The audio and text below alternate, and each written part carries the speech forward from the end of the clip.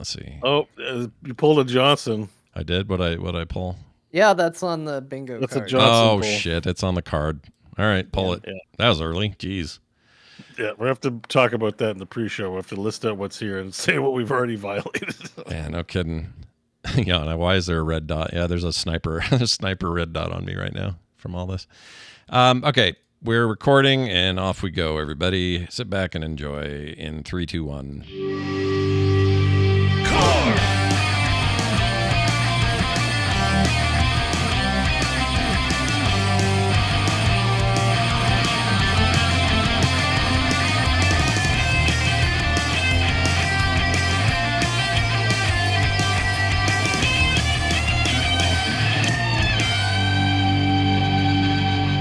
Hey, everybody, welcome back to Core. This is Core, video game podcast. You know how these things work. And we're the only games-focused show that does not use battle passes to monetize itself. All right? We've heard you. We've heard you. We've heard you. Should. Hey, players, we've heard you. And we're not going to, there's no energy meters, no micro. Well, you know what? Patreon's a little bit of a microtransaction, but it's all we ask. Everything else, forget it. It's a subscription fee for like an MMO. There you go. Even better. It's the basic thing people like. Yeah, people like they like good stuff for their money, and that's what we provide. Couple of how many hours you listen to of Core in a month and get an exclusive Core skin. That's right. And then hurry up. Beau dresses up as something. And hurry up, or we'll go back in the vault. Don't. There's too much burden of execution. You get one of my unwashed shirts. Gross. It's a cosmetic you put on and look like me. Sure. You may notice Beau's got a bingo card up. Let me explain. This is the Core bingo card created by Taz, one of our favorite community members. And he put all the stuff we usually do. I'm trying actively not to look at each one because I don't want to accidentally force something out of me that will match one of these. But we've already filled 2 squares. I guess we can tell people what those are. So, Beau, what bingo the squares? Yeah. So under the B column, we've got Lake Run, which we already scored a point. That was like the first thing I talked about was shit when we got on the call. So that's in the pre-show. Yeah. Quote, open quote, made in a weekend, end quote. We got Scott finished a game, which people are saying that's a bait. We're never going to get that one. That's an empty space. Fast grandma, which that's the opposite of a bait. That feels like a free space. We might forget it. Yeah. And then we have pre-show callback, which I guess we did. Now, we're talking about. Literally did it within the first 2 seconds of the show. So I'm gonna put a John Canhead on there. Yeah, there we mark go. the space. If you want the visual, check out the YouTube channel and you'll see the bingo card. Yep. In the I column, we have Furt, Scott's favorite way to say fart. And, it's usually how we say hi to the chat room. I'll pop in there and say Furt. Yeah, Furt. Yeah. Scott makes up a name. Oh, I'm sure that's coming. Yeah. Video game industry layoffs. Oh, man. We might skip that today. We'll see. And the next one is Scott pulls a Johnson, which he did before we started. That one's marked as well. Yeah. Don't forget, you can put one on the free space, too. I guess we'll get to that in the next one. Yeah. Well, it's free, but Ding Desert is the last in the I column. Under the N column, we have John rants about Blizzard Overwatch, which you're going to get baited hard probably on that today. Yeah. Core goes on a tangent.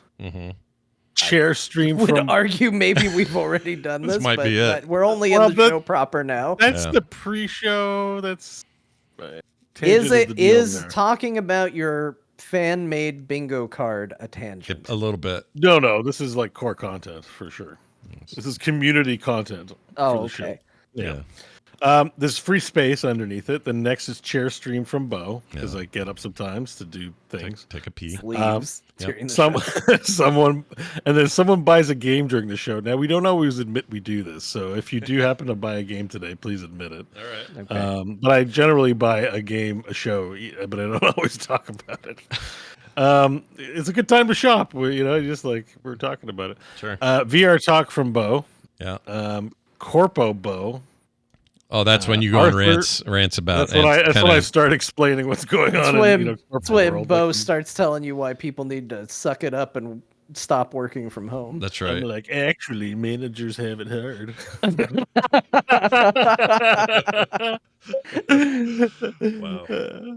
Wow. Arthur the Cat makes an appearance. Oh yeah. Heroes of the Storm mention. Yeah. Giveaway winner name gets bungled. Oh, where they do I have we don't have any winners of anything today, but I get why that would be on there. I thought John maybe was mentioning we should talk about who won last week. Who won the thing? The what do you call it? Because we said we were going to do it. Show, right? Yeah. It was on the show. I think we named it on the show, didn't we? Yeah. Hold on. Well, there was two. I thought there was a it. giveaway in the Discord, and then there was a giveaway on the show. Oh, I don't know what that one was, but Kazumi won the War Within deal. Yeah, but did we have another contest that day? I don't remember. I don't know. You have so many giveaways. People should join your Discord. I agree. We're giving shit away all the time. There's a new one up now for a whole other thing. Anyway. Yeah, like I'm constantly shocked. Someone even mentioned, I'm like, do John and Beau get a copy before we do?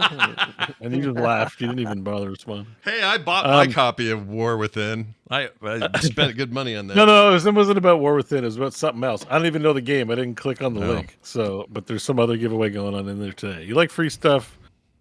Go to Discord. Sure. We do it all the time. Yeah.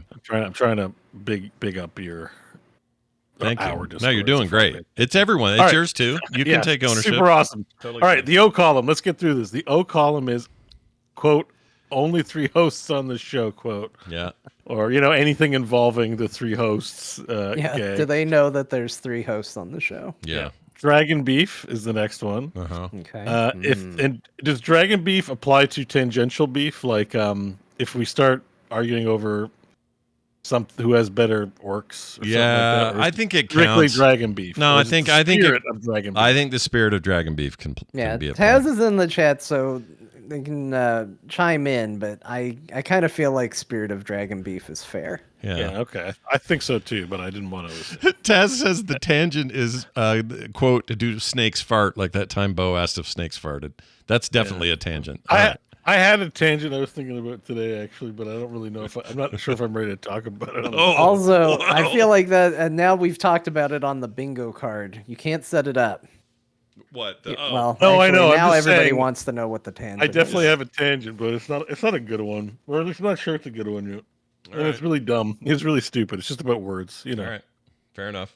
Sometimes I get where I'm like, why do we ask a question? Why don't we just say a question? Like, right. That that didn't last for a month. I think we still it's get one emails. Of those. It's one of those. We still get emails about that.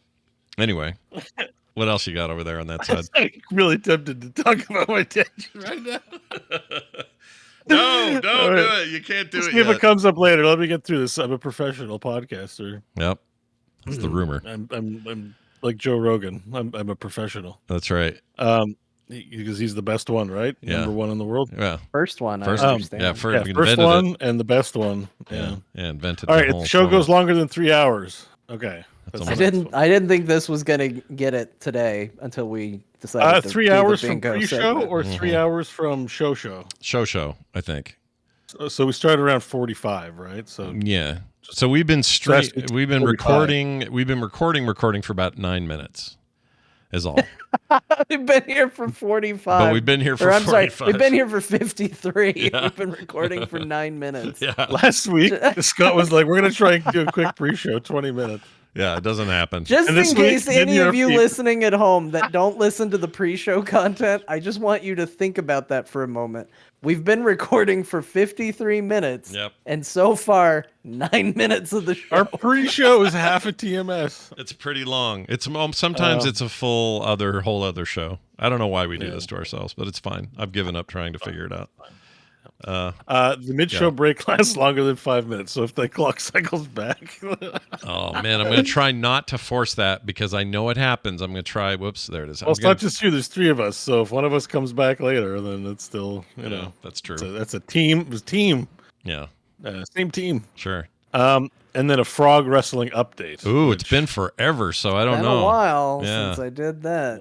Yeah. So that's like Scott finished the game. I think it's going to be a tough one.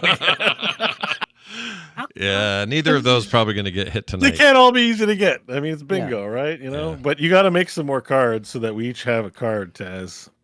For next week. Yeah, maybe. Taz, you make them because that is how it works, right? You walk into a bingo parlor, everybody gets a kind of basically a randomized version of the potential. Yeah, numbers. You got a bunch of random numbers, and somebody's first. Right. Bingo. Right. and then we can all play that way. And then maybe the audience, maybe there's a digital way to do this. Maybe everyone's session when they log into your web page, it's all different for everybody, and everyone at home can play. I don't know. Maybe the first game from Lake Run Studios or whatever should be a like Twitch integrated bingo. Yeah. Except it'll be like Ballatro or whatever this called, and it will the gamify it. So it'll be a roguelike bingo game. Yeah. I saw somebody came out with a I saw one for 21 or blackjack. And somebody else is making... no, they're doing all the games. Oh, yeah. And then somebody else did one that's... we don't use Twitch. Do you know those... Good point, Chad. Well, that's good true. Point. We could for maybe something. But anyway, the other one I saw is somebody's making... You know those machines you go to the arcade and there's all the stacked up quarters that are almost pushed over and you put your money in? Yeah, it's a total scam, but... Somebody's making a game where your little dude runs around trying to shove as much change off of the edge of that as possible and beat your friends, and it looked kind of fun. All right, so we're getting every parlor game is turning into a roguelike. Kind of, yeah. I think so. So Rummy, Gin Rummy Hades. Yeah. All of it. Okay, well, sure. Why? People love Ballatro. Why, more of a good thing. Why not? Yeah, sure. I guess so. It's the hot new thing. What parlor game would you want turned into a roguelike most? Oh my gosh. Parlor game. War. Cribbage War. The most simple, basic, boring card game you can. Turn it into an epic roguelike. There's already a lot of like solitaire style games, so probably not that. Pachinko would be interesting. You could probably do a solid cribbage roguelike, probably. Right? Actually, Dr. Tolbert says Pachinko, but that exists already. I reviewed it on the show. There's this, I forgot the name of it. It's on Apple Arcade, but you can also buy it on Steam, which is where I have it. And it's like Pachinko's huge. It counts as a parlor game. Like I'd allow it, but I'd be shocked if they hadn't made something for. Yeah, I've already got a game like that. It's a game, but because even like arguably something like Peggle is not really Pachinko, but kind of in that vein. Kind of. You got random balls falling from the sky and falling down the right slot, and it's pretty close. But, what other... I'm just trying to think of the most memey parlor game that would be hilarious to turn into a roguelike. Like, I don't know. I guess War is John kind of... I was going to say, War, you could do some stuff. Every time you win, you get a currency that you can do upgrades to the rest of your hand, like add 1 to all of your... lowest number cards, too, right? Yeah, like you can do a lot of stuff with War. I'm telling you, War, it's coming back. War, what is it good for? And the answer is roguelikes. We finally have an answer. What about Canasta? I don't remember. I always forget the rules of Canasta. Canasta is, I don't know what Canasta even is. That's a grandma game. It's parlor card game. That's what old people play. I literally used to play it with my grandmother. My grandmother loved Canasta. And what do you do? It's cards and old people. I don't know anything else about it. You put cards together and you put them down and they get you points, and then whoever goes out gets all the points, and if you have cards in your hand, it's negative points compared to what you put down. Okay. Something along those lines. All right. Yeah. Roguelike Go Fish, but it has a fishing mini game in it. Ooh. Don't talk to me about things I want. That sounds amazing. I would love a Go Fish game. Go Fish? Go Fish. Go Fish. Yeah, you never played Go Fish? Oh, Go Fish. Yeah, I can play Go Fish for sure. Yeah. I made a Go Fish deck that features a fish that looks like John. Remember that, John? Oh. I do remember that. Yeah. You shared it with me. We have Go Fish art assets. We just need to add the roguelike. Yeah, we just need. I have all the art done for a whole deck of Go Fish with custom fish. Oh my gosh. Lake Run Games, first game. Yep, Go Fish. Nearly in development. We've got art. Yep. What do we call it? Go Fishio?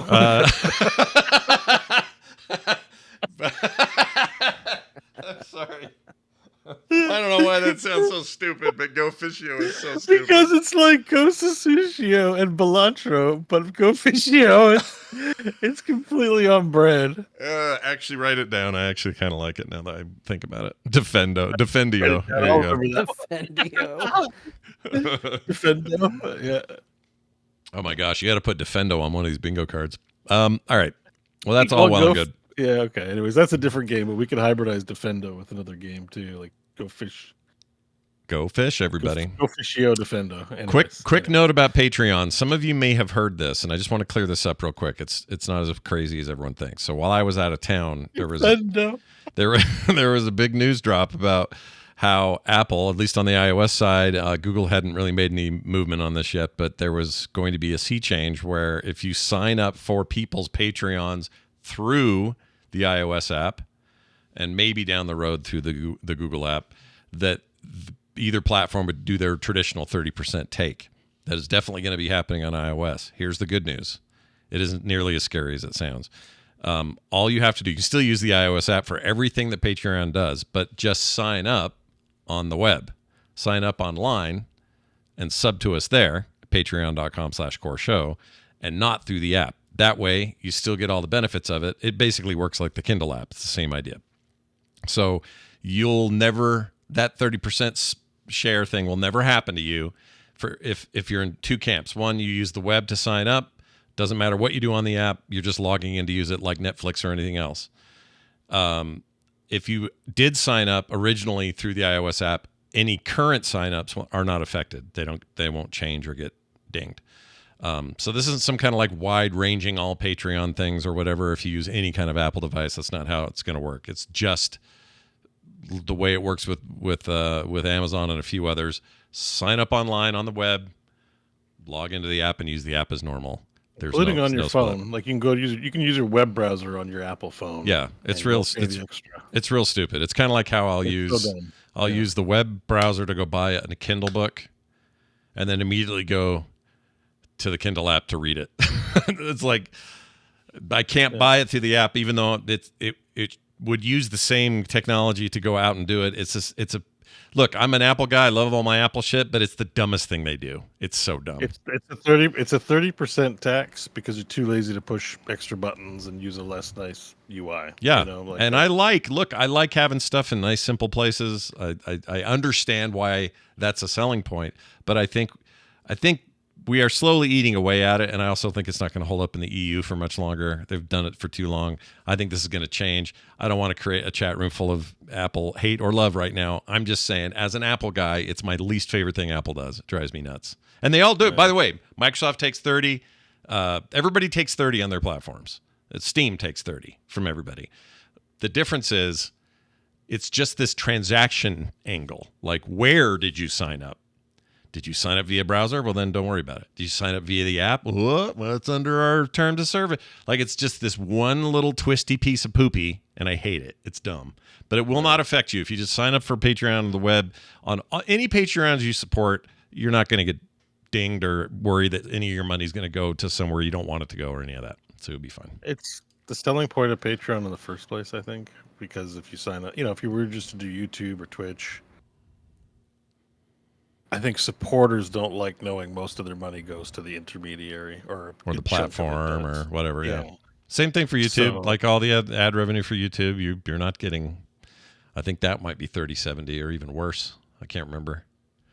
No, Twitch is the worst one because it's 50/50 there for most that's creators. Right. Twitch is not Twitch. YouTube, you do get 70/30 of like subs and stuff. I don't know about ads. I don't know. But if subs and super chats and stuff, they have the more favorable split, but still that's 30% of your dollar that's not going to the creator. And Patreon, even though people were kind of mad that they upped their percentages, it's still only 8%. Yeah, it's small. And it makes a difference. It's a big difference. Yeah, it's a huge difference. Absolutely. So Patreon is like the last holdout. If you're supporting anybody on Patreon, just go straight to Patreon or a site like it. Like, I think at least in Apple's case, they'll charge you extra rather than take away from the money you're giving the creator. So if you'll pay $1.30 instead of $1. Yeah, and you don't need their app. Just don't use their app. You don't need to pay the 30 cents or whatever. Like, just please don't. Yeah, we'd rather you didn't. We don't want you to pay. Feedback too, because I know it's going to affect per creation stuff as well, but I don't think we've talked about it yet, so there's nothing to announce on that front. Right, but the main point is it's very simple. You just use the web to sign up. That's where your account lives. Use your phone app if you want to use the app to listen, or there's lots of functionality in that app. Go ahead and do that, because once you log in and you're already on the web, it's just logging in like using, like I said, like a Netflix or Max or whatever. It's the same. You didn't sub there. You're just logging in there. So you'll be fine. Anyway, if you have any questions, let me know, and I'll clarify it on Discord or wherever you send an email. The other thing is keep an eye out next week for the instance. That'll be next Wednesday. Got a big week next week. We got Greg's Word on the Street on Tuesday. We do the instance on Wednesday. That'll all be posted then. I put up an update on YouTube today about it. And I should be able, the way things are looking, I'll be able to talk that day about what I was doing at Blizzard because I think it'll be out, the thing that I worked on. Or Word will be out on it by then. If not, we'll let you know then. But anyway, so you have that to look forward to. And originally the thing I did in Anaheim or in Irvine was going to be after the instance, but it might be before it. Either way, go get subbed up on the most recent feed over at frogpants.com/instance. So, yeah. Oh, I didn't mean to interrupt. Well, go ahead. You said so, and then I wanted to... Oh, yeah, you're on the ball, and I'm half asleep. I was just going to say, are we recording on Friday, you think, next week? Because you got a busy week, like Word on... Oh, no, I think we're fine. Word and instance back-to-back, you might need a day. So nah, I don't think so. Then I think everyone will understand. Yeah, if we do, we will, but I don't think so. I think Thursday will be fine. I'm just planning on being swamped, and it'll all be good. I can show this, though. Right. So in the Blizzard entryway lobby of the main building, they have... Do you remember the gore howl that they had in New York stuck into a taxi cab? Do you remember that? Yeah. It was like a viral marketing thing for warlords or whatever. Yeah, so it was a Draenor expansion thing. But anyway, they shipped that gore howl across the country back to Anaheim, or I keep saying Anaheim, to Irvine, and put it in their main lobby in there. Now, I can't express this enough. That's not an optical illusion. The little chair or little bench there for people to sit and wait at the entryway there, it's right next to it. So that thing is as big as you think it is, or imagine it is. It is enormous. And I was in awe of this thing. So I wanted to at least show that. Is that at scale for how big you think the orc, an actual orc in Warcraft terms would be, right? That's a good point. I don't know. Like, let me think. I would think so, right? I think humans are tiny compared to orcs, kind of. Yeah, I guess it would be like...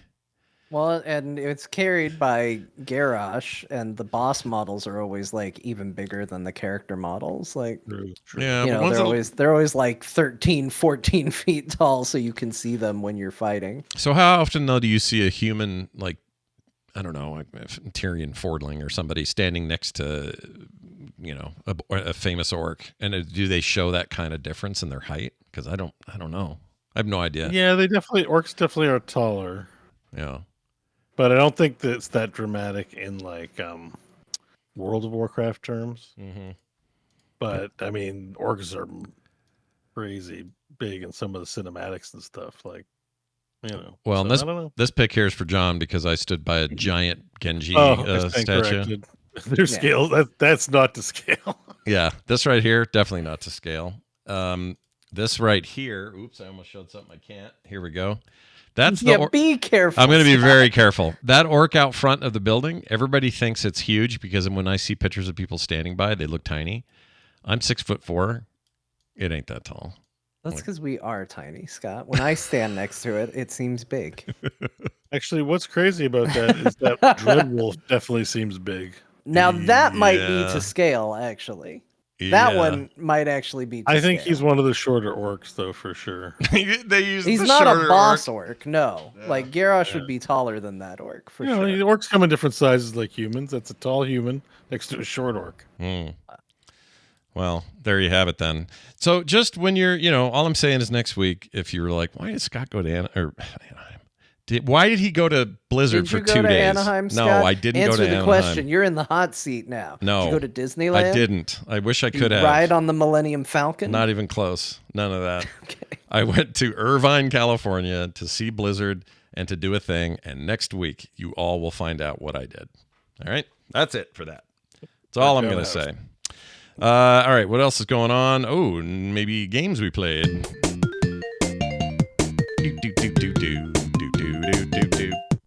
All right, let's get straight to these games of the week. As a result of me being gone and being very busy with what we were doing, I haven't had time to play a ton of things, but I did get a chance to play the now released, as of today, Shapez 2 with a Z. The Z part is at the end of Shapez. Ships with a Z. Yeah, you know what part I two. realized this week? My name is Schwartz with a Z. No, yeah, it is. Yeah, it's true. Yeah. So Well, I it'd gotta only start be using that now. it would only be I'm weird Beau if it was Schwartz with a S. That would be weird, right? There are Schwartz with an S. Yeah, no, Yeah. that's the thing.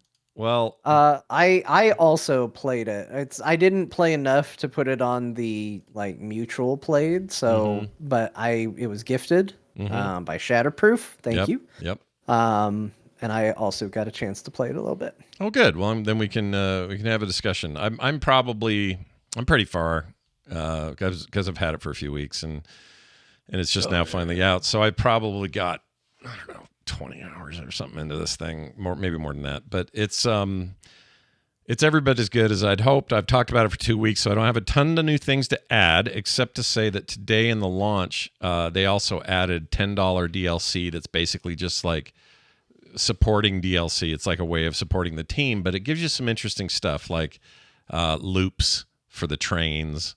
Make it a roller coaster looking thing. Yeah, so it's just some fun. More cosmetic than anything, but it's automation bliss for me. I love how it makes me feel. I love how big it is, how crazy it is. The train system, I'm still getting my head around it a little bit, but it's pretty neat how it works. And the more you accomplish, the more complex it gets. It feels like a really great learning curve. I'm absolutely in love with Shapez 2. So people should buy it and get it. So far, it's on the short list of my favorite game of the year. So we'll see how that holds up at the end of the year. But it's definitely one of those that I'm going to be talking about in January or end of December when we get there. Very cool game. Not a ton to add, though. So there's that. Let's talk about World of Warcraft. Also didn't do a ton in there because I was gone a lot, but it's mostly prep for next week's expansion launch, which is Thursday, I believe. Oh, jeez, it's already next week. Yeah. Let me get the exact... Is it? Yeah. Yeah, like the 23rd or something. 20. That's why I had to go do what I did so quick because they're real My close. goodness. Here it is. Global launch times. Early access times are the 22nd, 26th for everyone else. So it is a week. It's a little more staggered, yeah. Early access launch time start in Los Angeles at 3 p.m. Pacific Daylight Time at August 22nd, and then the rollout goes New York, Sao Paulo, London, Paris, Taipei, Seoul, and Sydney. Yeah, I think I'm in early access. You might, if you got Heroic Edition, I think you're in.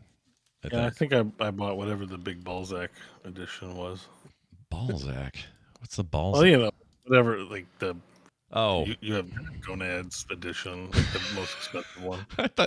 I thought maybe there was a real name there, but you just meant... No, it's not the real name, but you know what I mean. Like Sure. It's like, because it's so excessive now because they have 4 editions always, right? So there's Heroic Edition, Epic Edition, and there's like you made a poor financial decision edition. You know, so yeah. I saw... Never mind. I don't think I can talk about that. I got dangerously close to buying. We already have pulled a Johnson. Sorry, I keep accidentally tripping over it. Sorry, go ahead, John. I'm trying to buy you a quick out with this. Yeah. Then focus on it too much. I almost bought a Regret Your Financial Decisions edition of Diablo 4. Oh my! What this week? Why? I got really close. A game I was like weeks ago was like, I don't even know if I'm going to get it. I almost bought the most expensive version. This is maybe the most tempted I've ever been by a cosmetic in the history of video gaming. Oh no, you're getting hooked on the cosmetic, huh? No, this has a happy ending, everybody. Ew. What? No. I am lost now. All right. Okay, so Diablo 4, popular microtransaction game, darling, recently added a series of cosmetics that you can get for your characters in Diablo 4 called Legends of Warcraft. And it is a bunch of costume outfits for the various classes inspired by World of Warcraft characters. Okay. Including Sylvanas Windrunner for the rogue. Uh-oh. I got close, you guys. How close? Like so I went and I looked. I was like, how much is it to be able to make my isometric from a distance rogue? in Diablo 4 look like Sylvanas Windrunner. It's like $25. Jeez, really? I gotta say, it doesn't look that good. Really? I was like, that's a lot of money. $25? That's too much. That's too much money. It's not too much But for Fortnite, John. If I ever play Diablo 4 again, I sure would like to look like Sylvanas while I play. Maybe that's worth $25. And then I started to look for ways to justify it. Okay. And the closest way that I came up with, and the biggest temptation I had, was this. If I buy the Ultra Deluxe edition of the expansion, which there's a decent chance could happen, that I would at least get the expansion, right? Right, that seems possible. It comes with enough of the currency that I could then turn around and buy the skin for Sylvanas as well. Okay. So it's a twofer. I would get my pre-order, I would get the game, and I would get my Sylvanas skin. And I could do all of this in one fell swoop for a smooth $90 or whatever it is. Really? And after hitting the buy now button and being at the go get credit card stage of it, I went, what the hell am I doing with my life? Yeah, you're supposed to get loot from drops in Diablo, not buy it. And then but the loot in the game sucks, so that you'll buy their bullshit on the store. I know. I just make so in a world where the free loot I have access to looks like ass, I thought maybe if I buy one skin I'll be permanently happy with, then I don't ever have to worry about it. Yeah. And I can just be content in my life. Yeah. But anyway, I fought against the urge, the dark urge. I resisted it. And went and spent similar amounts of money in Fortnite instead. Okay. Well, now I'm questioning your decision, because I would rather. Oh, that's a rant, right? What? Oh, that's a John rant. Does that count as a bingo spot? Yeah, you know what? John I think rants it does. About Blizzard or Overwatch? Yeah, I think that counts. That's a bit of a when you it counts as a rant because you admitted to going to Fortnite and spending money and not complaining. Yeah. If you hadn't said that last bit, it might not have occurred to me. But you're like, listen, I'm so mad about having I didn't spend the same amount of money in Fortnite, for sure you guys. Didn't. That for was sure. a joke, but I did buy stuff in Fortnite. But it's the stark difference, right? You know, you're never like, God damn it, Fortnite. Yeah. You know. Yeah, because you like Fortnite. You're a fan. But it's also cheaper. It's it's a free video game. That's how they make their money, and I have gotten more use out of what I spent my money on in Fortnite than I would have had I done the Diablo thing. Sure. Yeah, I'll say this though. I think the Sylvanas stuff looks good on the female model. I think the male model doesn't look right.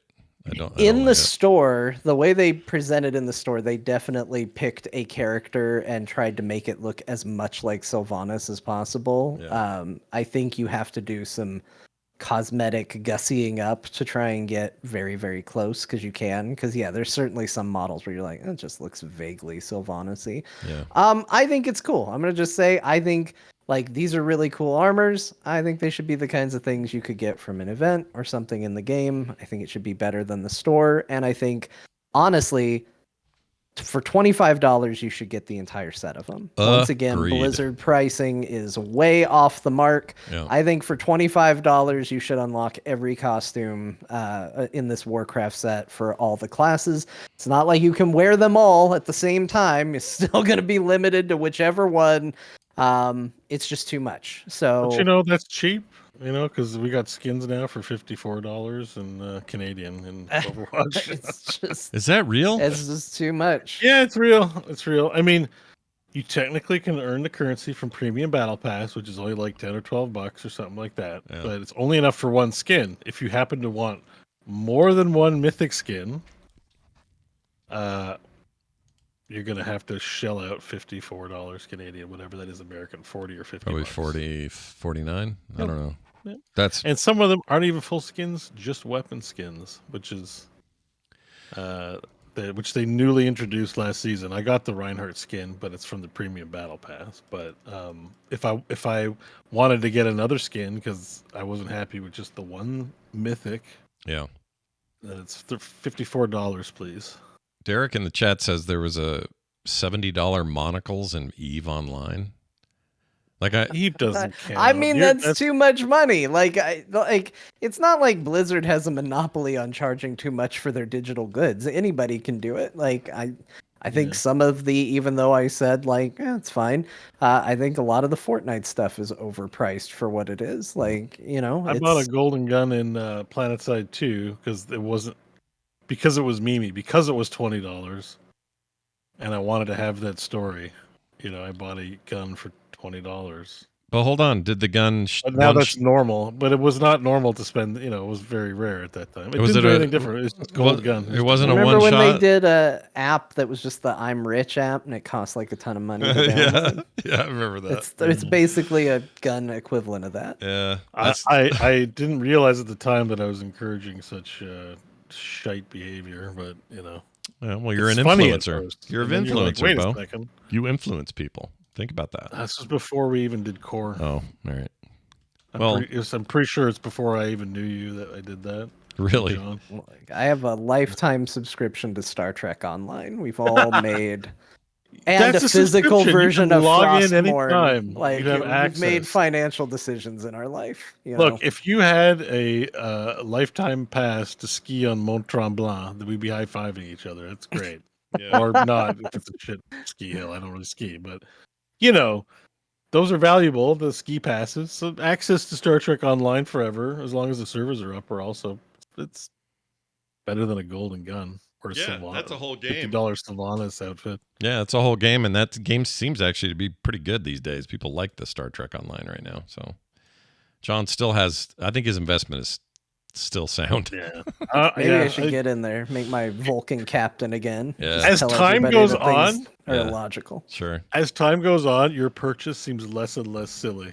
Like every year, the prices of skins and bullshit goes up, and every year, the wisdom of that decision grows wiser. That is true. I don't remember how much it was, but like due to inflation, that doesn't seem like that crazy of a thing. It doesn't seem that crazy, and you get something of value. You have access. Like it's not just a skin or something that went away or whatever. You're like, oh, I can log in and play, while you suckers have to pay if you want premium features. Do you guys want to hear the top 10 games with the priciest microtransactions as of today? Yeah, let's hear it. It's a little surprising. Yes. All right, number 10, Grand Theft Auto 5 has the Buckingham Luxor Deluxe private plane. $130 that'll cost you. That's game? That's at number 10. That's Grand Theft Auto 5. So that's part of Grand Theft Auto Online. Yeah. EVE Online, you can buy 154,000 Plex. That's their in-game currency for $499.99. Best value. Whoa. Yeah.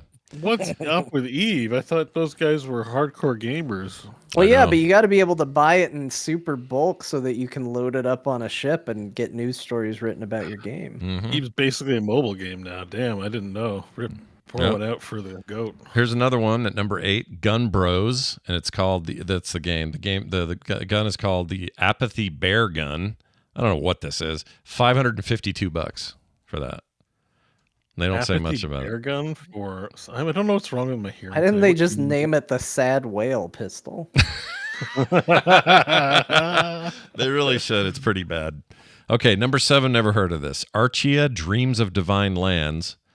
It's a pair of stockings that are really rare. 634,900. I'm sorry. It's the Korean game. Korean Archia. Yeah. Are they selling it in the store for that, or is that you own the item? That's what you can sell it for. It is. Is it Archia? Because if it's rare, then that doesn't sound like it's something you can just go buy in the store. It sounds like something that you can now sell for a lot of money. Well, here's what it says: the game allows players to purchase credits to obtain microtransactions the developers sell for the low price of $634.95. Players can obtain 5 extravagant logosmus stockings that can be hung in their home. In the game that lacks any visual graphics. It's like a mud. Wait, you don't even wear them? You hang them in your house? Yeah, and you don't even see them hanging because the game is text-based. It's a mud. Shit. And that's right That's now. some NFT business right right there. Yeah, that's some bullshit. Whoa, wait, it's a text game? Non-fungible stockings hanging in your house. Get them. Hey, Beau, how about this one? You'll like this. Number 6, Rocksmith Dude, Remastered. if I buy stockings, I want to wear them. Jeez. Well, of course. Rocksmith Remastered. All songs. So you buy all songs, $6,554.05. That one's not that bad, honestly. $6,000. Oh, No, as I'm of today? saying like, okay, yes, buying all the songs at once, that's a lot of money. yeah. But it's a culmination of like saying, I want to own all the songs. Nobody wants all the songs, but the songs are available. Almost everybody's going to buy the songs piecemeal. Yeah. So it's not that ridiculous. To me, like, we charged you $25 for a helmet that doesn't do anything. Yeah. That's ridiculous. That's crazier than all the songs that make up the content of this video game. When you add it all together, works out to $6,000. No, nobody should be paying that unless they like live and breathe Rocksmith. But it's like, it makes sense. There's a logical transaction there. It's like saying, I bought a lifetime supply of coffee and it was $10,000. Like, okay, that's a lot of money, but you're getting a lifetime supply of coffee. I get it. Yeah. Scott, No, you're right. Scott, apologize for reading the article wrong. What'd I read wrong? What'd I do? Apologize for reading. I know, just because the way John's like, it's like, and it looks like he's Outraged. scolding you. I'm outraged. You're like, okay, I'm sorry. No, I knew. I didn't take it as it was directed to me. But how about this one? Train Simulator 2020. If you want all their DLC, $9,605.64. John, I think I this feel doesn't like pass the test either. I feel like this I article agree with is you, John, missing by the way. point. Yeah, I feel I like this agree with article is off base. Let's keep going. John made his keep point. going, I but think it's we off agree with base. it. It's cheating. Let's see if they cheat more. Here's your final four: Path of Exile, Ruler of the Rayclast pack. I don't know what that is. $12,500. Oh my god. Yeah. It's gotta be. We gotta be in bundle land. What do you get in that? Well, let me find it. People who purchase this could design a unique item, monster, get their name in the credits, and plenty of physical digital goodies. Oh, that's some crazy business. That's this is something you eat could do. Sushi off our tummies money. Yeah, you could. Yeah, that's not for regular people. Okay, number 3, not surprisingly, although I thought it'd be number 1, Star Citizen with the Legatus pack. $27,000 will get you. Let's see, where is it? This comes with comes with over 100 ships and a plethora of extras, but of course comes at a large asking price of $27,000. Gary Oldman will kiss you on the forehead. Yeah, a bunch of people and spent. comfort you for the money you lost. I pay to not have that. Yeah, I pay not to have 100 ships. I'd like to pay not. Acting just fine. I don't want a kiss from the man. No. Curiosity. The game is called Curiosity. There's something. Oh, is this the one where it's like a giant cube and everybody kind of pokes at it?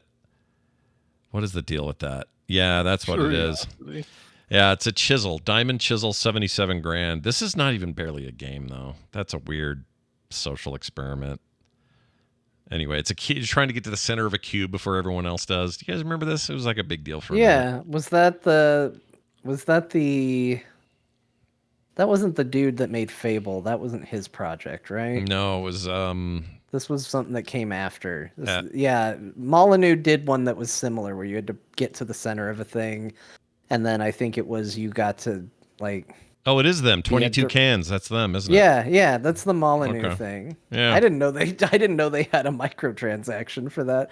Man, that sucks. 2012? That sucks. A long time ago. I don't like that one. Okay, finally, number 1. Yeah. Oh my gosh, really? Hold on. All right. Entropia Universe. I've never heard of it. If you want a planet, it's called Calypso, and you can buy it for I'm sorry, is that number correct? Yeah, $6 million. It says here, this entry is cheating because as one player did not purchase this, rather Special Entertainment Events, or C for short, purchased this planet from the developers. So they all banded together. Let's see. This game is focused more on creating realistic economies using real currency. I've never heard of Entropia Universe. It's like the plot line to the novel The Courtship of Princess Leia. Wait. That's a deep pullback, dude, from a long time ago. Yeah, in a galaxy far, far away, and the people that know it enjoyed it. That's for Well, you. it says it's an MMORPG metaverse, real cash economy experience. Yeah. Yeah, it looks like they've taken all the cash out of the development for sure. Yeah, that's wild. Well, anyway, fun look at things we spend too much money on. So I'll just say it again. Get Shapes 2 with a Z. Oh no, where was I? Oh, World of Warcraft. I'm prepping for next week. I don't know how we've done the tangent for sure now.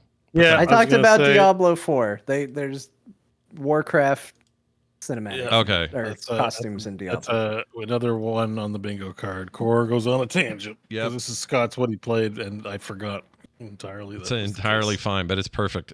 So okay, why is that happening? Go away thing. Oh my gosh, nothing's working today. There we go. World of Warcraft. Just prepping for next week. I'm stoked. I can't wait. This game is high in my mind right now, and I'm having a ball, and I want more. Talked about it last 7 week. days. Though. We'll be playing it. Yeah, I guess so. Unless Some of us will. some of us will be. I hope I got the right version. I may have to pay up. I don't know. SteamWorld Heist 2 is also a thing. I told you last week that I got it, but I hadn't had a chance to play it. It came out last week, the day we recorded. And I did get a chance to play it. Not a ton. I wasn't able to take it with me because there just wasn't time. So there was 2 days there where I couldn't play anything. It would have been actually great to have at a hotel or something. But SteamWorld Heist 2 is the sequel to SteamWorld Heist 1. Big shock, I know. And how much do you feel? So I bought this. Yeah. I have the first one. Yeah. Do you think I should start with the first one, or do you think I should start with 2? I think.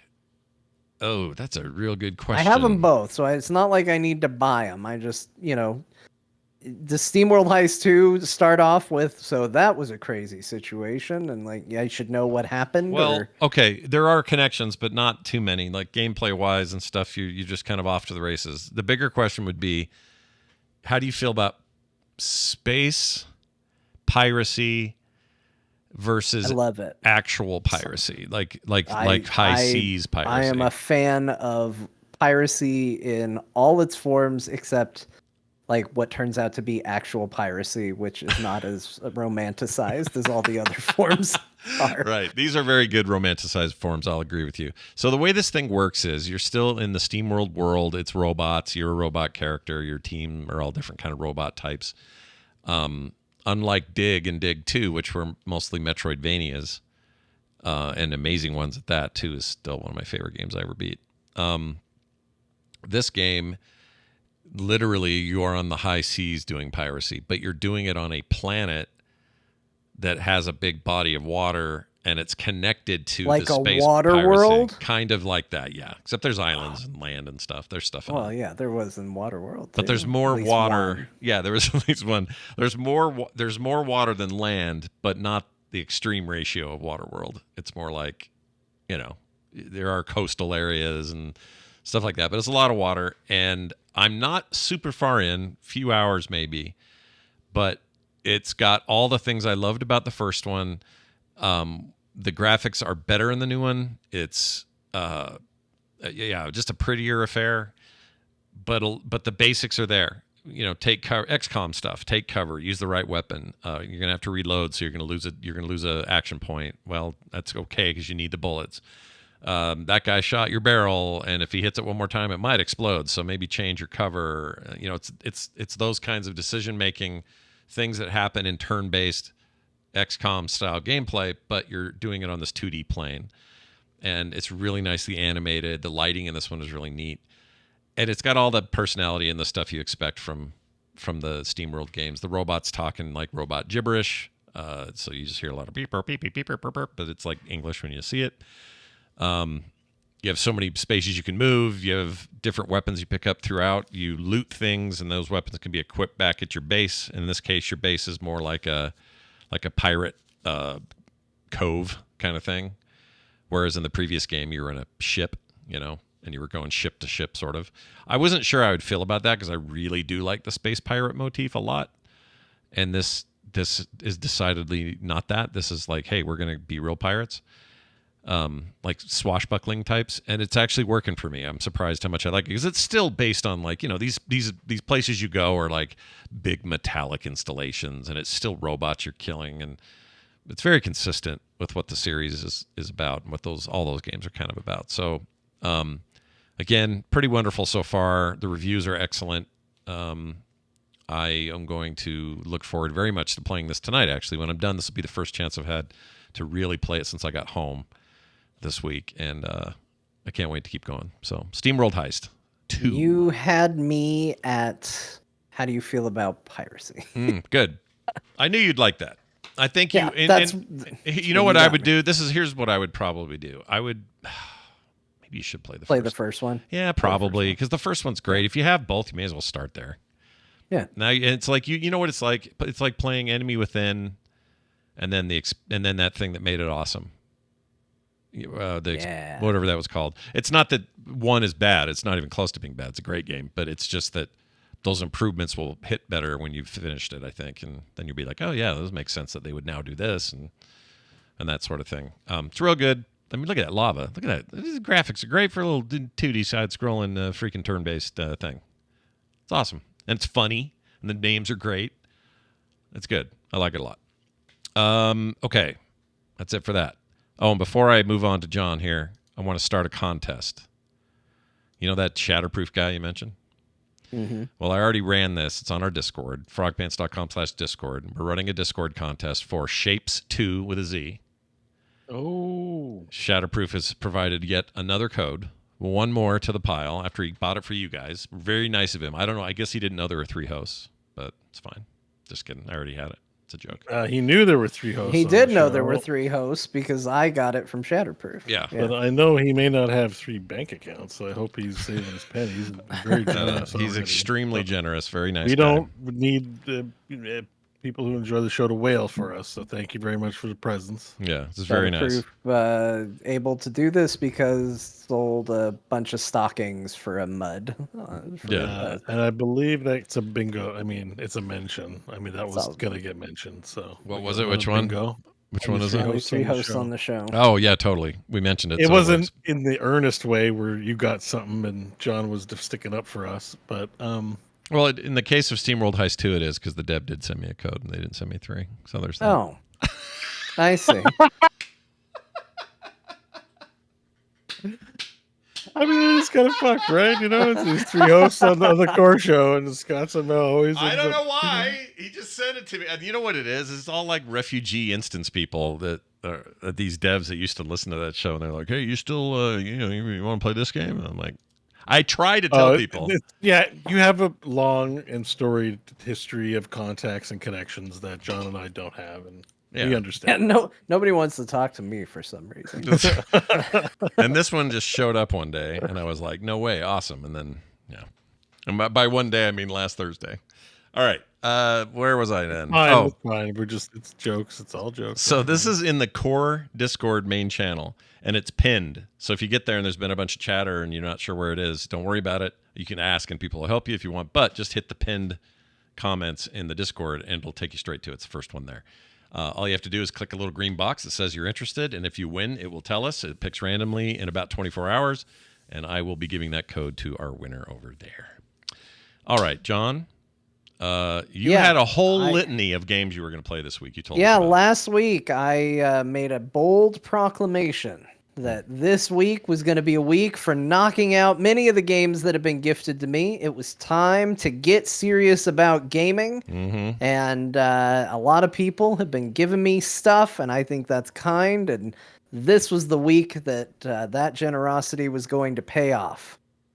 Except that it wasn't. I lied. I did nothing but play Baldur's Gate 3 all week long. Awesome. No, that's great. That's great. Yeah. Dark Urge, though, right? Dark Urged it this time? Or yeah, so I decided to make... Now, I did a poll, and people are going to say, like, hey, I voted in that poll. Why didn't you do what we said? Because everybody said play a monk. I tried it, and I just wasn't feeling it. And I re-rolled a paladin, and I'm playing a paladin that values life and thinks life needs to grow and be nurtured and cared for. I'm also playing a Dark Urge playthrough where my character wants to murder everything they see. and I'm having a ball. It is a really good time. Wow. That's interesting. This combination is really it's really cool because it gives you the paladin gives you this like, here's your oath. I'm trying not to break my oath, which is possible. And honestly, sometimes I wish the game would put up like what is going to break your oath. They already have it to where, I guess, light spoilers if you haven't played a paladin before. If you break your oath, you get a vision of a dark knight before you that is basically like, I'll see you at camp tonight. Ooh. And it's really cool, and I'm like, "Ooh, what's this?" But every time I've Scary. accidentally done it, it's been for something stupid, and I'm like, I might break my oath, but I don't want to break it for this. I don't want to break it because I decided to teach a woman that, like, hey, maybe the desire to bring your dead husband back to life wasn't a great idea, so you can just go do what you want with his zombified body. Sure. In retrospect, I see why it broke my oath, but in the time, it seemed like it was an okay thing to do. Okay. So it's cool because you have this like clear cut, you know, here's your vow, here's what you're trying to uphold. And then working against that is you get these dark urges where it's like, you know, you see someone and you're like, man, sure would be cool if a snake bit a child and killed it. You're like, why am I thinking this? Stop it. Damn. And then hey, I got to put this down. No, we're not doing that. We're doing that. Life is sacred. Life is sacred. And you just kind of create this very tortured character that I'm having a blast playing and going through the game as. And I'm kind of just like, I have a real like, whatever happens, happens with this playthrough. I don't know where it's going to go. I don't know if I'm going to resist it through the entire game.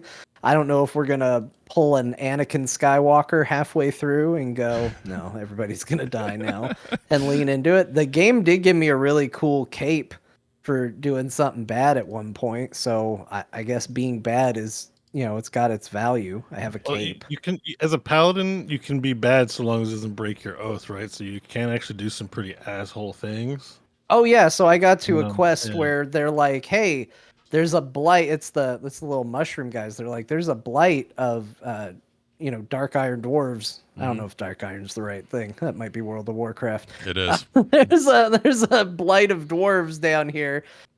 We want that purged, and like as a like kind of this nature life domain paladin, it's like, yes, rot must be purged from the world. We're gonna go get rid of it. We went in there and there was no discussion. There was no, hey, let's sit and talk about this and negotiate it. The paladin marched in and culled Strathholm right away. Like, no, you shouldn't be here. Wow. All right.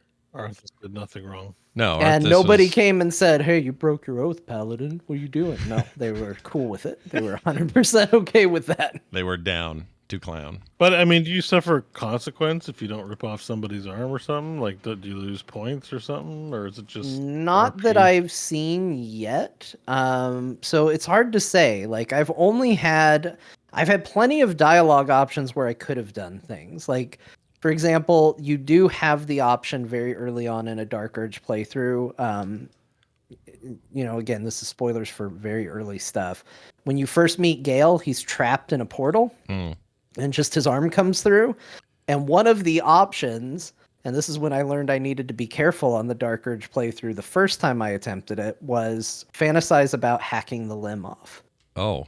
And when you click it, it doesn't say hack the limb off. It just says fantasize about hacking the limb off. And it cuts to your character, and your character's thinking about it like, yeah, it'd be so cool if I just cut that limb off. Wouldn't it be great? And then it like snaps and you're covered in blood and you've murdered Gale. Oh my. And it's like, oh, it turns out maybe I shouldn't think about these things because maybe I actually don't have as much control over myself as I think. So mostly it's just dialogue options, but there is one event that takes place fairly early on. That is, you really don't have much say over it, and it's an encounter with a character that's exclusive to the Dark Urge, and I've only had one of those so far in Act 1. But I'm not to Act 2 yet, so there could be more, but yeah. Let me ask you this. You're You're gonna get angry when you don't feel rewarded for upholding your paladin oath. And you'd be like, I've been missing out on all this fun, and then you're gonna break your oath. Well, they didn't make me lose my oath for what happened, and it definitely broke my oath if I did what I think I did. But I don't know that I did it for sure. Well, I think I did it. Let me ask you Everybody this else thinks I did it. From a baseline game experience point of view, players coming to you to hear this today and hearing you say this, is it demonstrably different this run? Are you feeling just different than you would in a normal run of the game? Like, is it worth it for people to come back and go, yeah, I'm going to start another 300-hour journey, but I'm gonna do this Dark Urge business?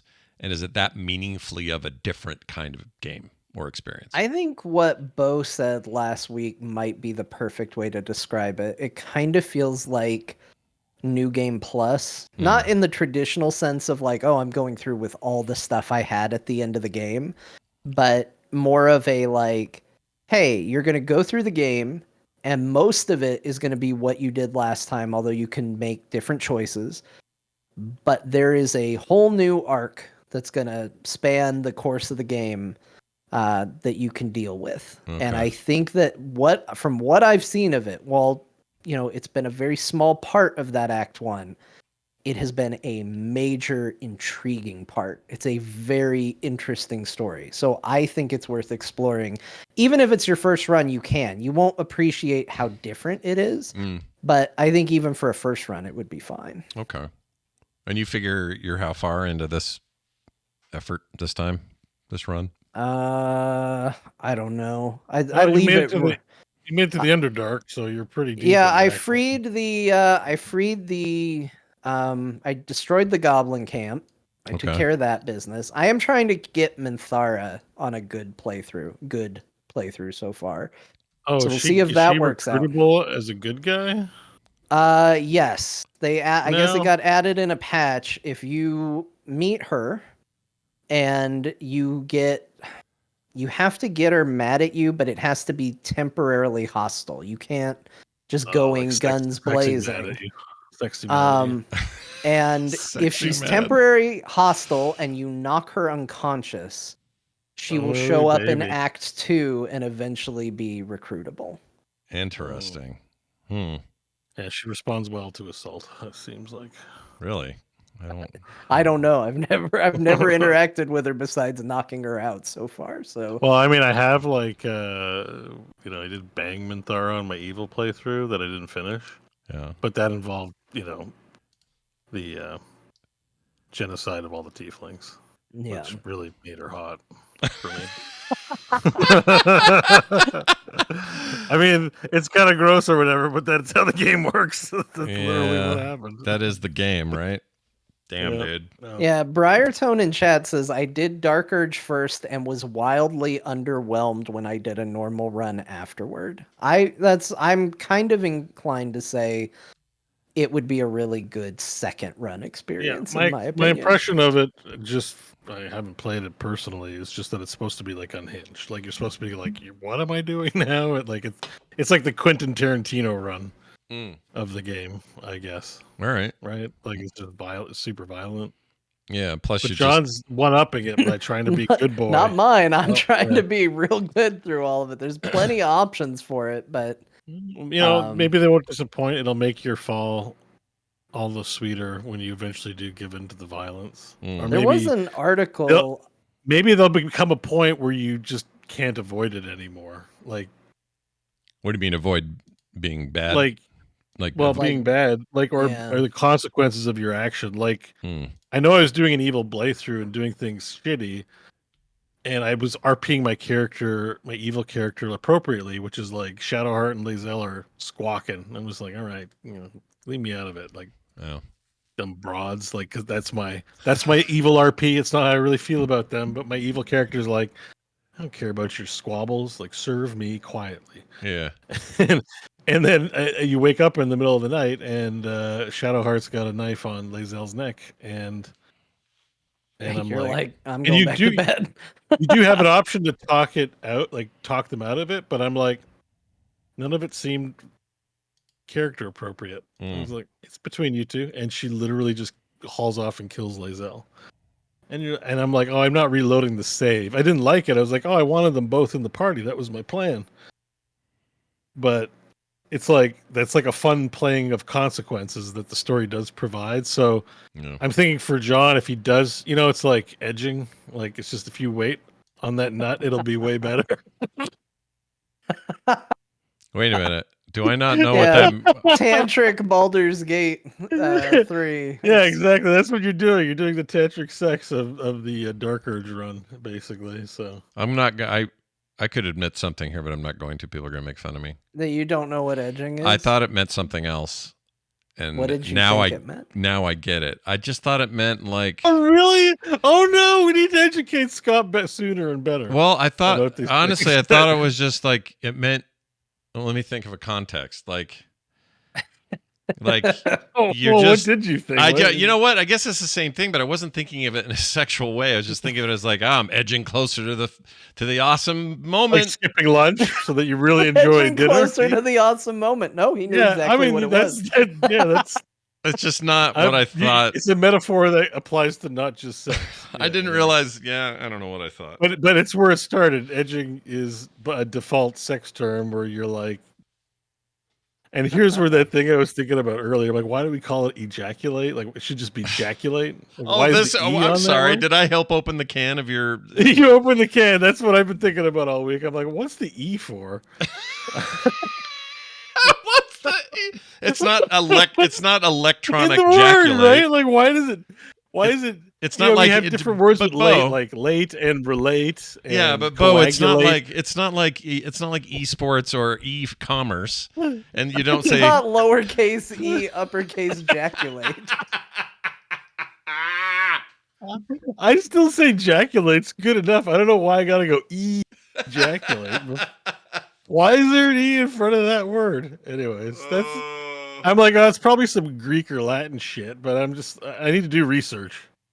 That's why I said I wasn't really ready because I didn't look into it yet. But I think isn't ejaculate good enough? Do we gotta say ejaculate? I mean, but anyways, edging sure. is the prevention of ejaculation for a better ejaculation. Basically. Okay, so there you go, everyone. Ask your parents if you're young. Sorry, and apologize to them for me too. Apparently, ask your parents if you're old too, because I didn't know that's exactly what it meant. I mean, I kind of did. I just didn't know it was such a direct connotation of something like that. I didn't know that. So I probably used it in bad situations where someone's like, hey, should I? And Omega 9 brings it up another point too. I'm like, why is it ejaculation? Why is it not ejeculation? Because eject makes more sense than eject. Right? Yeah, but inject could also work, right? An injeculate? I think you gotta see a doctor. Injeculation? Injeculation. So. Well, you're in. Oh, jeez. Well, okay. I just realized one where I did this, and now I have to go talk to them and see if they understood me. Oh no! I had said to somebody at dinner not long ago. I said. Why are you talking about edging it? I said, you done? Because the menu, they're bringing menus for dessert. And I was like, You know what you do? You skip dessert like 3 or 4 times. And I think I said, it's like edging your dessert so that no. eventually... Did you say to the waiter or something like that? No, it was just to my friend. It was my friend Darren. And I think I don't know if he... Did it land well? I don't know. I don't remember if he. I think he was just like, you joke about dicks with it. Is he a dick joke friend or not dick joke friend? He's just kind of a, not really. We're not like, I don't really. You're not that kind of friend. There's friends where you just like, you'll talk about your shit and your dick problems, and there's friends where you won't talk about that stuff. Yeah. You know what I mean? With so him, it's not really column that. A or column B. He's probably column. We don't talk about that stuff. But in this case, I was just very earnest. I'm like, yeah, you just edge toward a better dessert. Like 3 days. If you save yourself from 3 meals of no dessert, imagine how awesome that 4th meal. How long ago was that? This was probably 2-3 weeks ago. Have you talked to him? Okay, since then? here's the thing. I should call it's gonna be more weird if you try and solve this. If you go to him and say, "Hey, you remember a couple weeks ago when I mentioned edging your desserts? I just want you to know, I didn't know that was sexual. You're gonna be way weirder than just what you said. You say the word edge, and I'm thinking ejaculation. Like that's how in the culture the word edge is. Like that's the first thing I think of is that. So. Yeah, but there might be people who are not internet brained who use the word edge. They use it that way, don't know it's from porn, and are like just using it You know, and Yeah. and the young people are probably laughing about it because I think that I think a lot of people know what that word means, anyways. Yeah. Well, people sure like using Edge a lot. Like people in the chat are mentioning Microsoft Edge, their new browser, Edge of Tomorrow. They're hanging in there until they get a real good browser going. Yeah. That's whenever I think of their browser, I think of ejaculation because that's what they called it. But like Edge of Tomorrow is a great movie. Edge is a great guitarist. Like there's a lot of edges out there, but I was definitely not using the right context for that. So Yeah, no. Well, I mean, it could be the one that has a rotten brain, maybe. But that's just my perspective. I think I'm just never heard it before. I understand now that since you used it in the context you used it in, it made perfect sense to me. Yeah, and I think it's fine, whatever. But I just never, I've never heard that before. I mean, go to Pornhub and type it in; you'll find lots of results. That's a thing. Like how would it? It's where it came from. How did That's the source of edging. How do you watch porn of edging though? It feels like it would be a really long video. Yeah. Is that the idea? I mean, I'm not a porn guy. I don't know these. I don't have a knowledge. It's like a series, but it's a series of videos that ends like The Sopranos. Yeah. Cyrenix just got here. Sorry, man. We went. I mean, like it. Yeah, I don't want to get into details. Shatterproof says it's not that long. I don't know what to make of any of this. Just know that Scott's dumb. All right, moving on. Let's talk about term edging everyone. Yeah, Dark Urge also has new meanings. Wait, we need to do a bingo check-in. Oh yeah, and we also need to remind the people who like to know what game we're talking about. What game we're talking about? Baldur's Gate 3. Everybody. Right. Yeah. If you're just joining us, we're talking about Baldur's It's actually Gate 3. not surprising. But did we hit any? Come on, chat room. Did we hit any of these? Well, let's see. Chair. No, you haven't left. Let's see. Arthur the cat makes an appearance. Nope, I don't see anything. No, I don't think we did. Yeah. I don't think we did. All right. Yeah, I think we're good. Although I think some new spaces are probably being considered. I think Scott learned something as a. I mean, it was a tangent. New space. Yeah, we should put it. You know what I'll do as a consolation here. We're just gonna put a second John on the core of that tangent. That's 2 points. I'm sorry, listeners only. You have no idea what this looks like, but it's this awesome chart. That's how bingo works, right? Yeah. I might actually. Whoops, I'm all over the place here. I might actually. When you're done, I'll get a good screen grab of what you've done here, and I'll put it up on the post. Yeah, for sure. I'll try. It's a good promo for the show. Hey, everybody, this is what you have to look forward to. Yeah, it's real good stuff. Speaking of which, Beau, tell us all about Yakuza Kiwami. Oh, it's my turn now. Jeez. It sure is. You're gonna have to. I feel like I had plenty of turn. I'm kind of done. You've been edging the whole conversation into this moment. Well, it's not about to get any better. Thanks to Yakuza. Wow. Yeah. So I played Yakuza. Remember Infinite Wealth? I finished it last week, and I wasn't fulfilled, so I started playing. I added an extra game before the War Within, even though I had plenty on my to-do list. So, as it turns out, I mainlined that game pretty hard. There's 13 chapters. I got through 12 of them, and as John will tell you, when you get to the end, there's always a little message that says, "You're about to finish the game. So do all your shit that you want to do." And I'm like, well, I want to see all the sub-stories. Mm-hmm. Well, in this case, the way the game's designed, the sub-stories kind of interweave with the side games, which end up taking a lot of time. So I'm still not finished the game, but I'm on the final act. Okay. And but I want to talk a little bit about the side games in this first one, because it's actually a little bit eye-opening how important Goro is, because I just kind of thought he was this Yakuza guy. He's a multi-armed Mortal Kombat guy, isn't he? Who's Goro? Well, Goro Majima. Goro's his first name. Okay. I think it's just I think it might just be a normal Japanese name and nothing weird. But okay, fair enough. Yeah, he's not the four-armed monster. No, okay, he's a guy with an eye patch, the Mad Dog of Shimano, I think they call him. Who was the girl like Juniper Forearms? What was her name? John.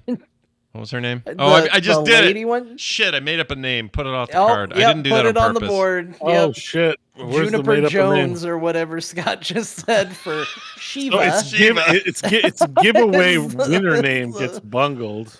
Oh, no, Scott makes up a name. All right, you're right. Yeah, I made up a name directly. I couldn't remember names. Shiva is very easy. What's wrong with me? Yeah. She has You one were name. nearly there with Juniper.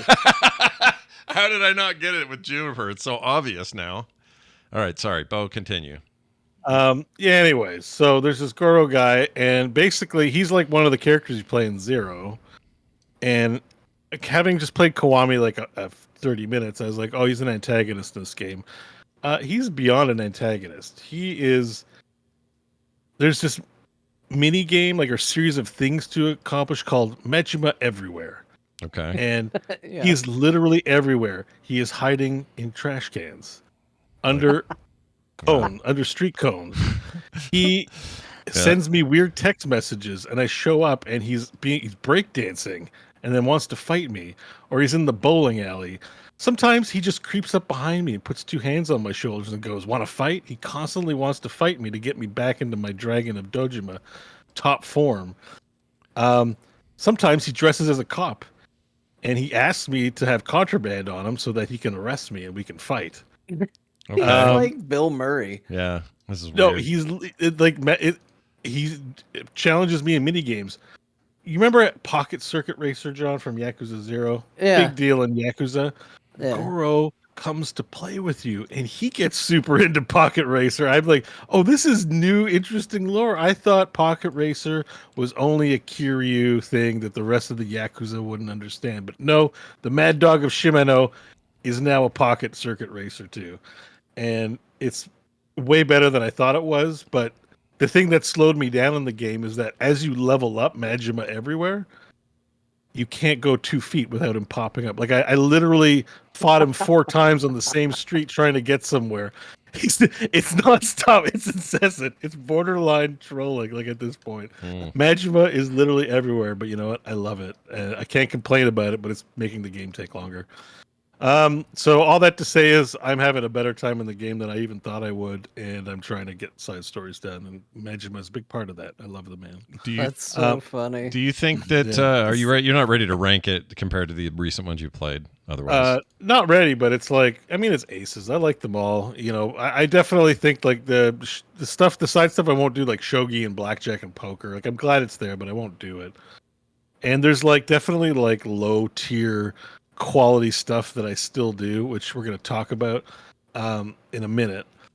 So, but first, Pocket Fighter Racing's back. That's, you know, those little race car tracks where you race. Mm-hmm. That is like one of the best mini games in all of gaming, and it's back, and it takes time to do, and it's super fun. And the way you win, it's like the racetrack's a puzzle, and you got to build the right kind of mini car that doesn't fly off the track or, you know, lose you the game, that isn't slow.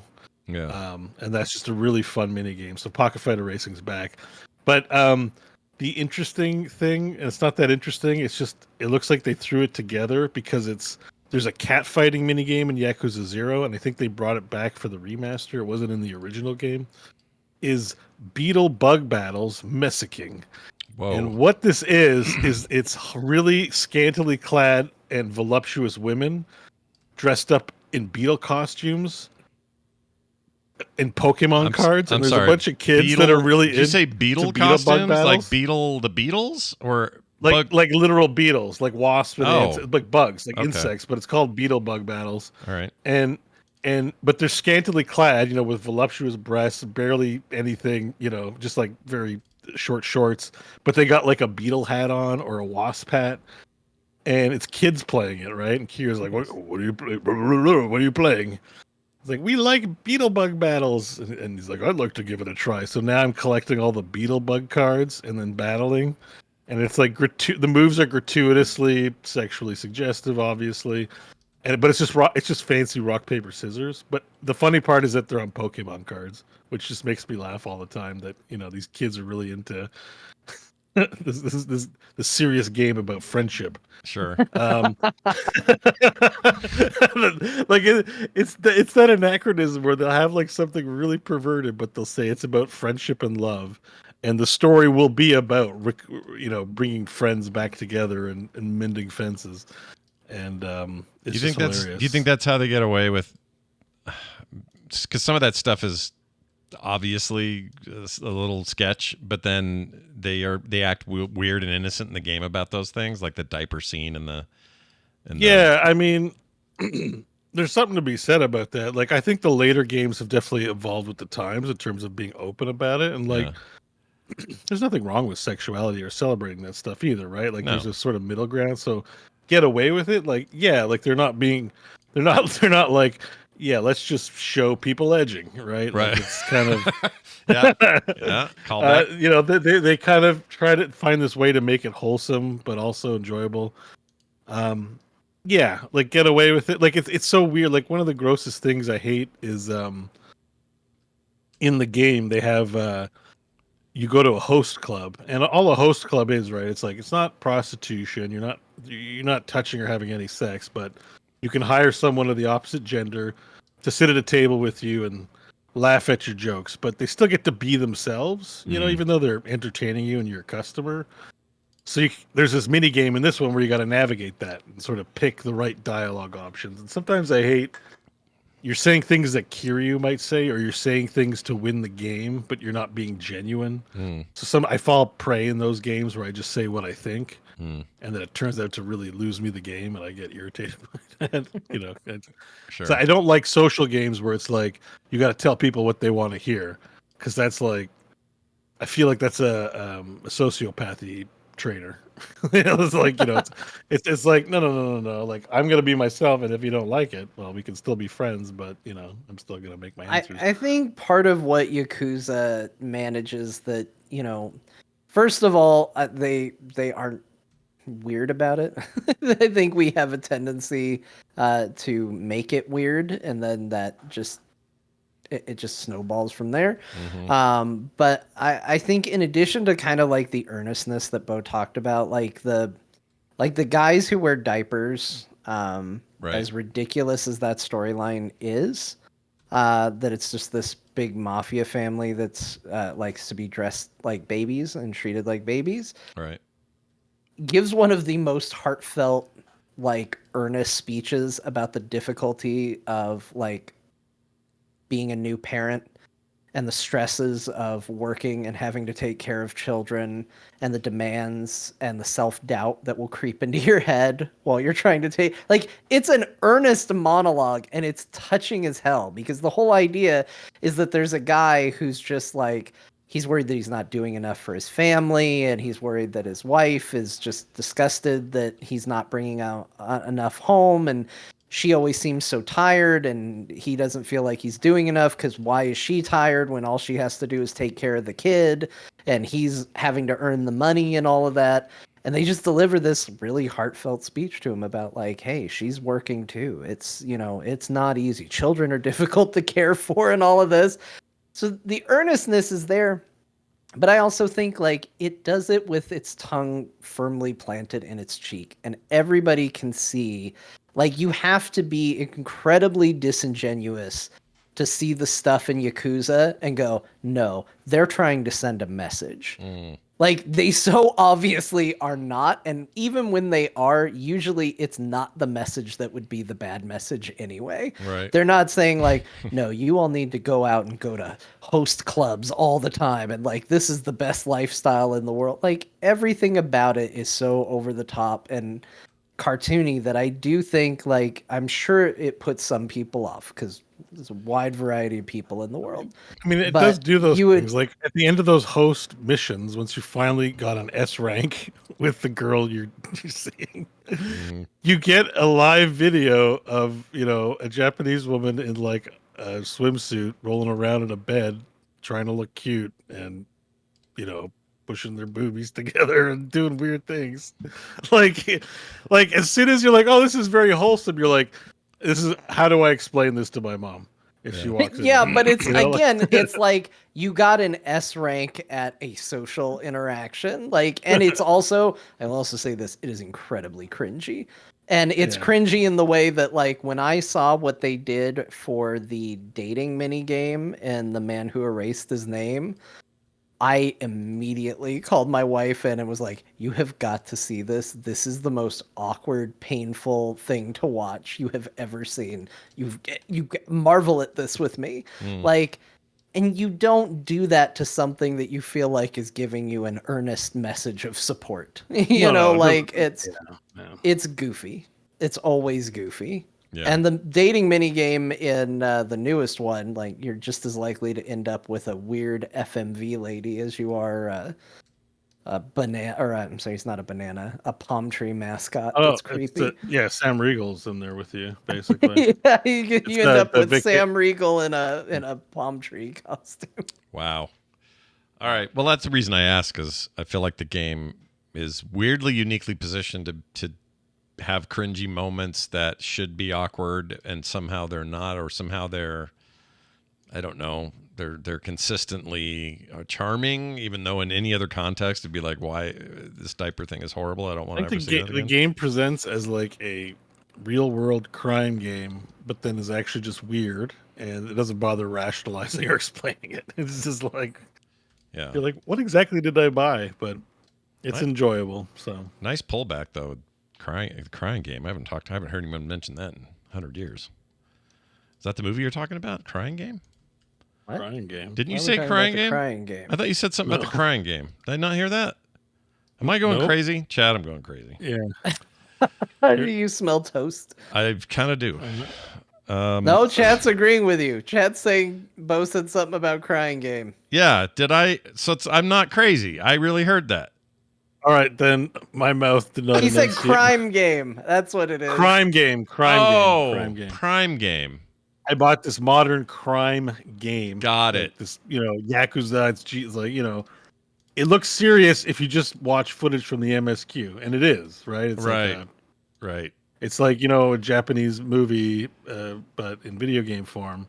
But then you play the game and you're like, this is kind of like some South Park business going on here. Right. Like, what is this? I was thinking crying game.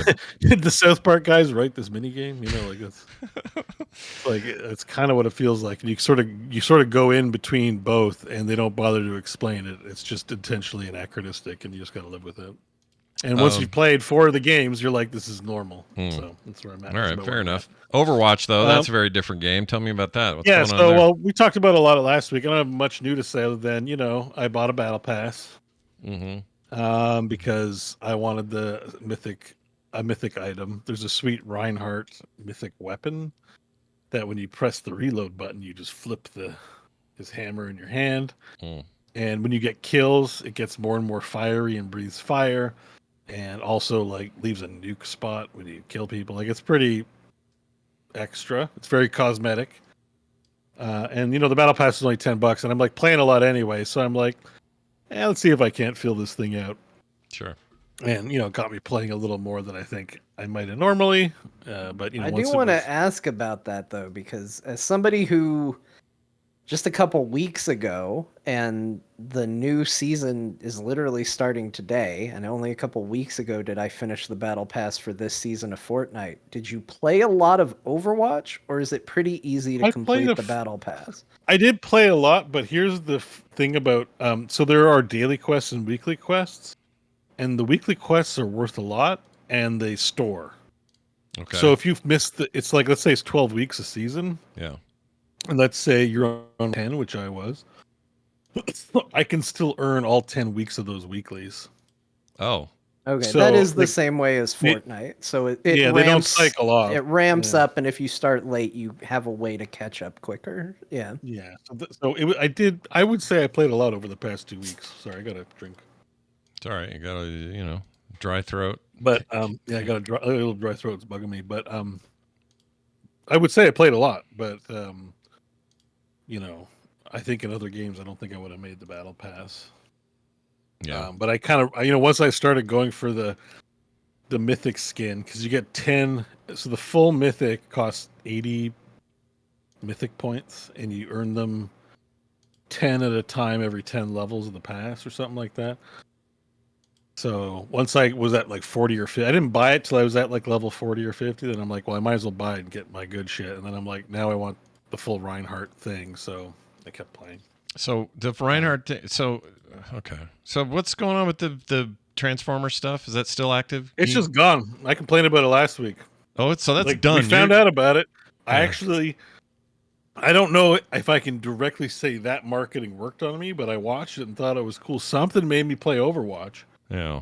And when I got in there, not very long after, the skins were gone, and they missed out on like so much money. I would have spent all the money by now on all the Transformer skins. Like they screwed me and they screwed themselves. So hopefully they bring it back. So weird. It is weird to me. Like it's odd. I feel like even the quote unquote dailies that drop in Fortnite stick around long enough for you to get them. And usually if it's a license deal, it's usually there for the season. Yeah. Screwed all those players that want good tanks to play because they would have played lots of Reinhardt. Yeah. And Megatron Ramatra. Yeah. But anyways, it is what it is. I'm surprised. I don't know why I'm surprised. I'm surprised by that. That they didn't have it up long enough to do anything with it. It just seems like a really weird event.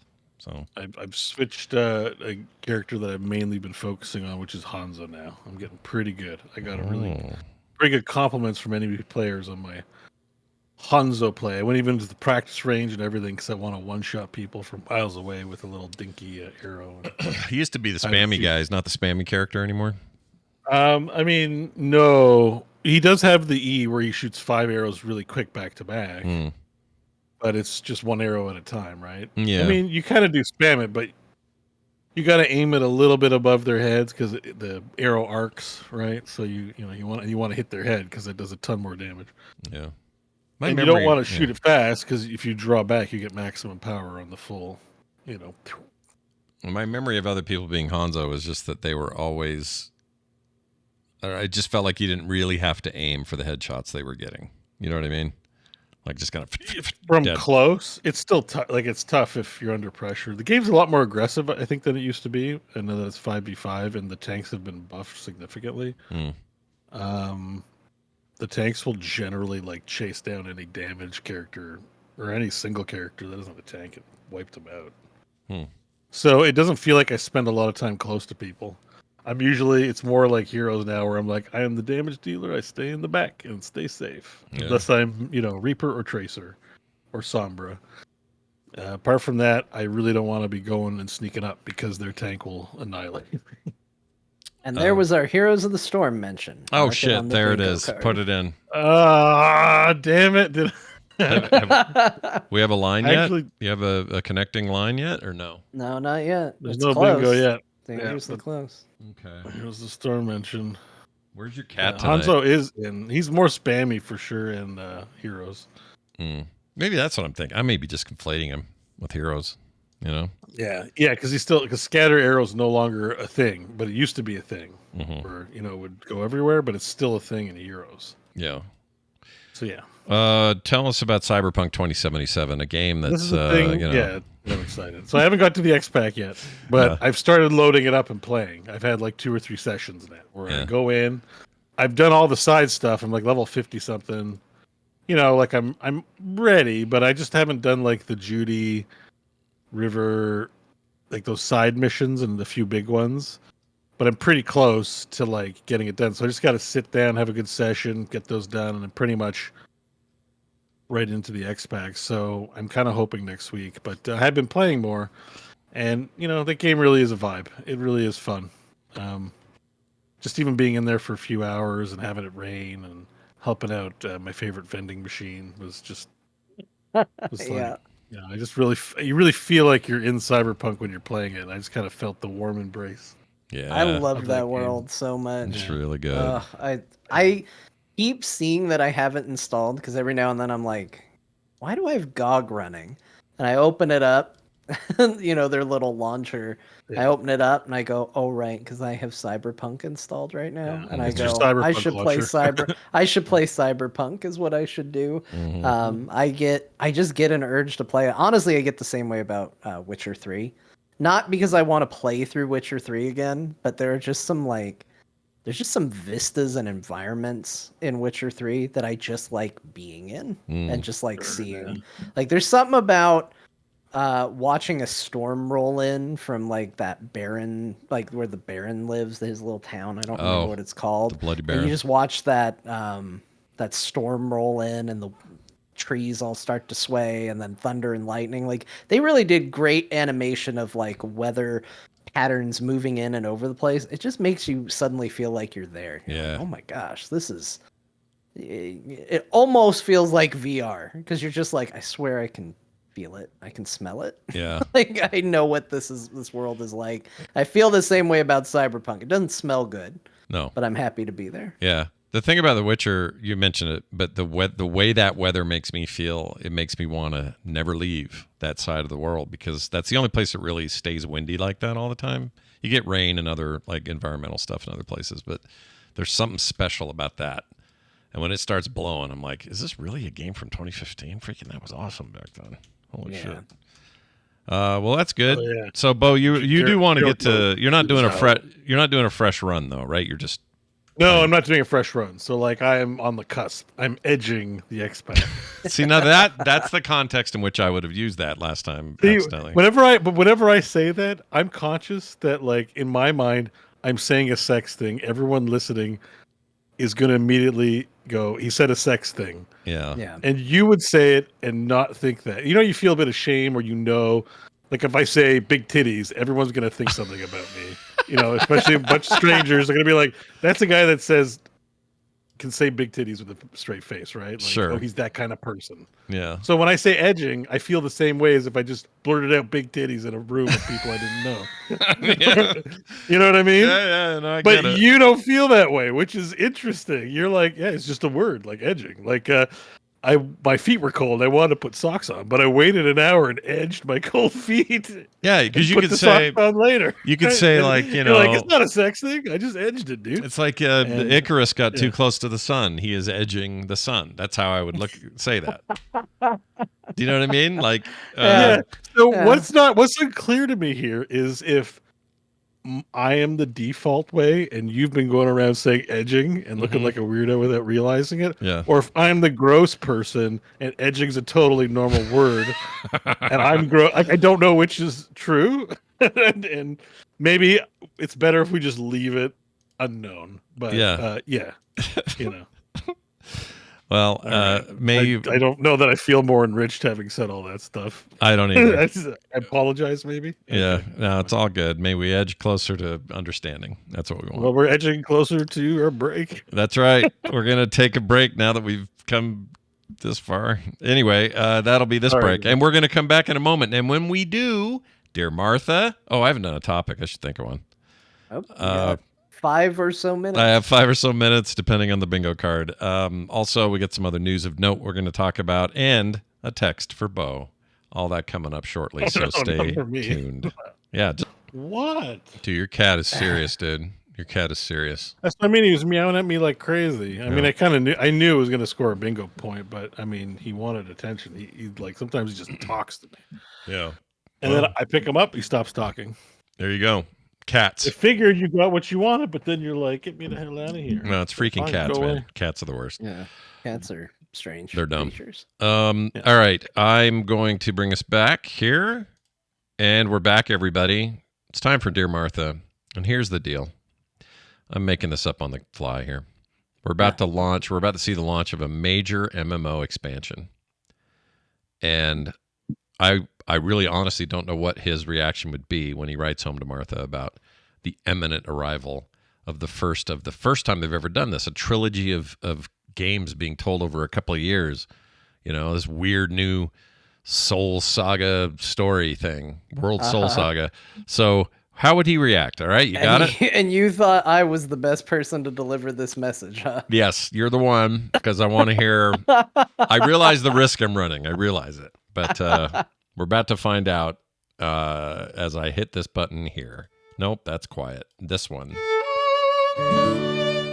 My dearest Martha, you know what's fun? Stories. In some ways, it is the way that we have entertained ourselves for years. Generations. Ages. And finally, World of Warcraft has decided to take this aspect seriously. Seriously. Don't believe me? Chris Metzen stood on a stage and told me that we were going to see the end of this story. This wonderful, robust story that has had interesting characters like Illidan Stormrage, who we fought for some reason in Burning Crusade. Yeah. Who's had epic villains like Arthas, whose story tragically concluded with him as a mote of light. Fallen heroes like Sylvanus Windrunner, who was tragically murdered by writing.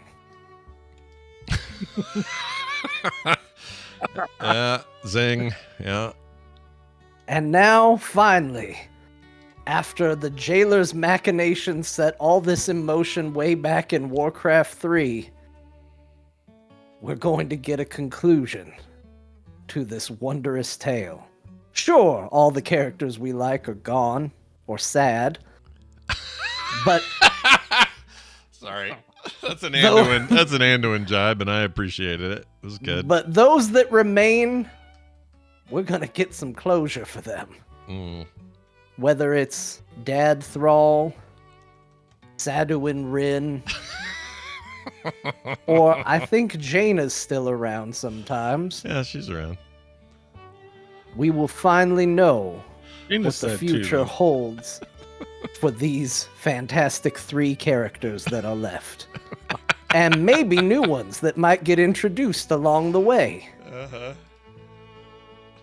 I look forward to next week as we begin part 1 of the World Soul Saga. What does that mean? Well, it means that if Marvel can do it, God damn it, World of Warcraft can do it too. Yours in this life and the next, low-key WoW fan. 98. I like low-key and Loki. I like that. That was good. You didn't even mean to do that. A double entendre. Yeah, like edging, you know? Yeah. That was great, actually. It's exactly what I'd hoped you would have come up with there. So that was fantastic. All right. If you guys have, by the way, if you have suggestions for Dear Martha for him to riff on, you can always put them in our Discord. I look for those. I like to post them here.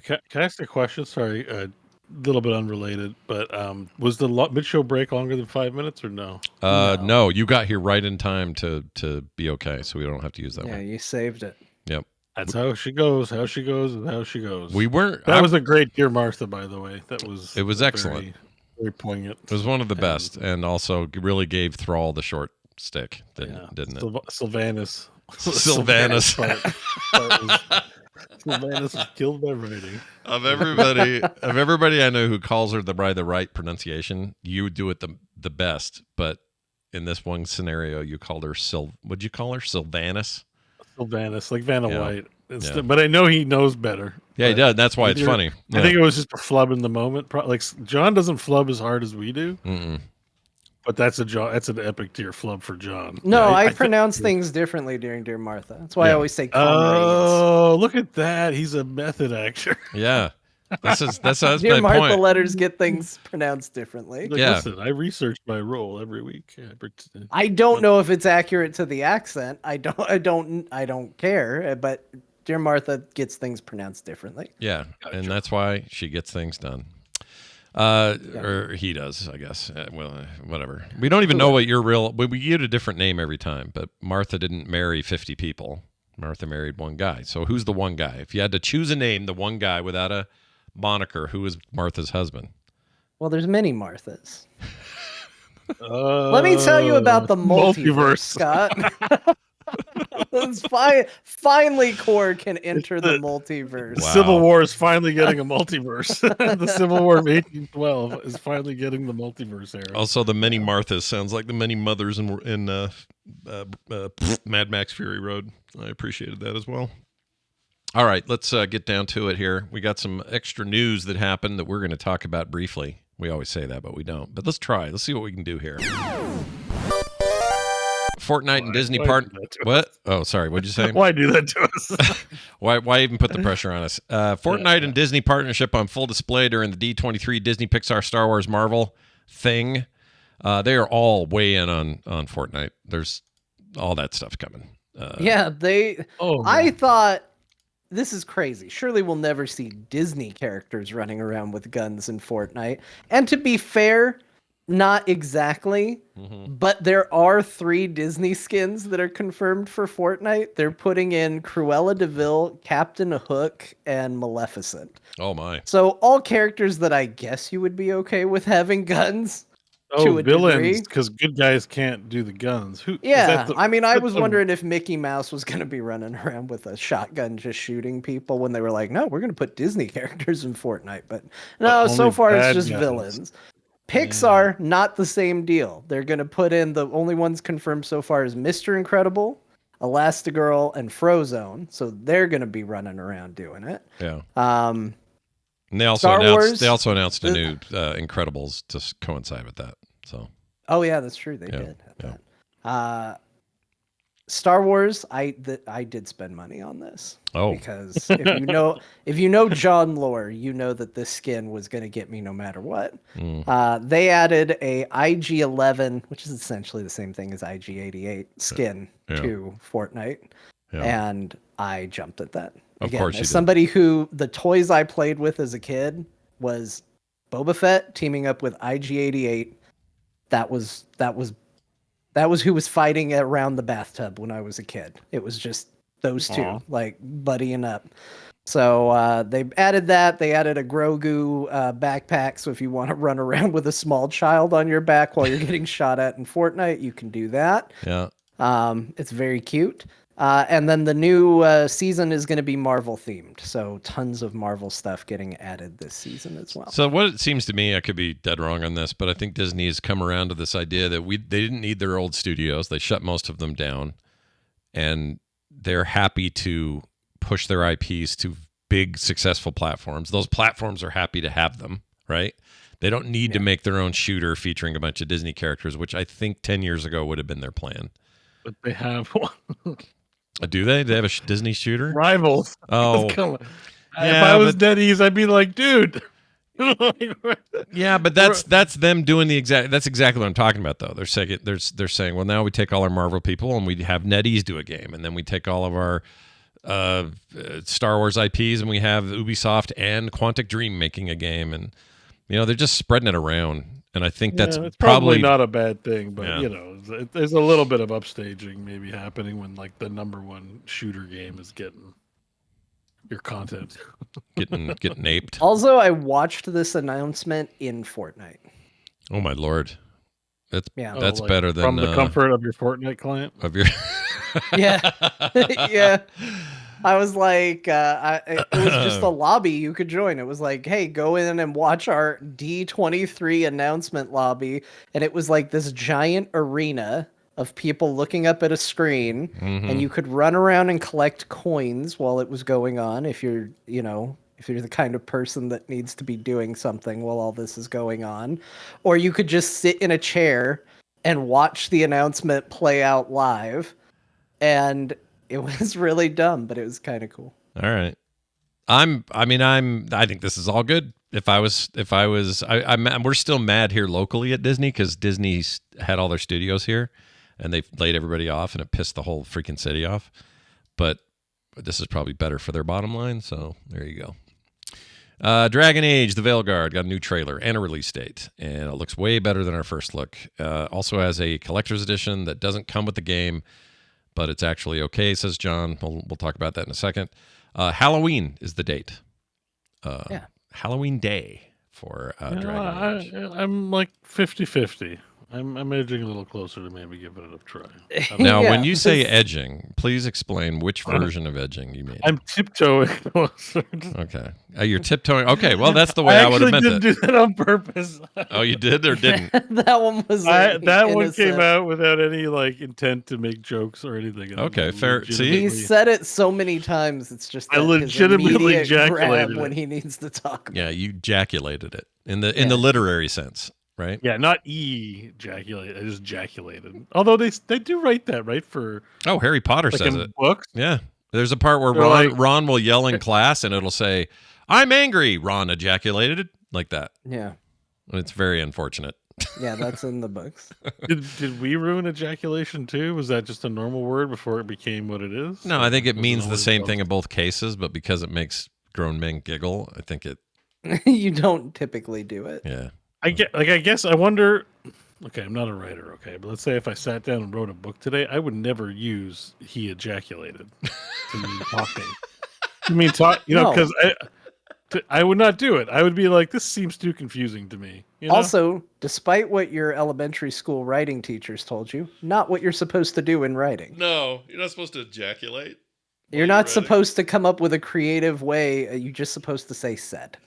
Or yelled, perhaps. Like said loudly. And that's what she's trying to, that's what I think she was trying to do in that passage, but she could have said exclaimed loudly. But it's not her. I think I'd be willing to bet a lot of books with ejaculation. Maybe. Ejaculation. I'm sure she's not the only one. I'm sure Harry Potter's not the only series with ejaculation. Dude, if I had a sperm bank, I would call it ejaculation station. That's what I would call it. And people would come and they would come and they would show up there is the word I'm trying to use. Would it be Scott's or just ejaculation station? No, it'd be ejaculation station, but we'd have a series of them all up and down the coast. You could go pick your location. You donate your sperm. You'd have established too. Like I feel like that's an important. Oh yeah. Established 2024. Oh, it'd be a huge deal. We'd have front desk people. We'd have the whole bit, music. We spare no expense. No expense. If it gets really big, you could provide a mobile door-to-door service, and you could repurpose the Oscar Mayer Wienermobile. Ooh, I like it. Okay, I'm in. Except somebody wrecked it. Do you guys read about that? Can you imagine driving around in a truck called an ejaculation station? Hold on, ejaculation station wagon. I gotta find this. It was actually somebody crashed the Wienermobile. Here it is. It got flipped. Yeah, check this out. This is amazing. I'll put it up on the thing. So I don't know if is there video of this? Yeah. Oscar Mayer Wienermobile rolls on its side. Is there only one? They have to have more than one, right? I've seen it. They might, and maybe that makes this less of a big deal because the idea that somebody just took a corner too tight and it went and fell on its side. It's funny to me. Those images you're showing make it look like those are toy trucks. I know. It doesn't even look real. It's a weird angle. Let's talk about. I'm looking forward to that game. I'm 80-20 on that one. I'm 80% getting it.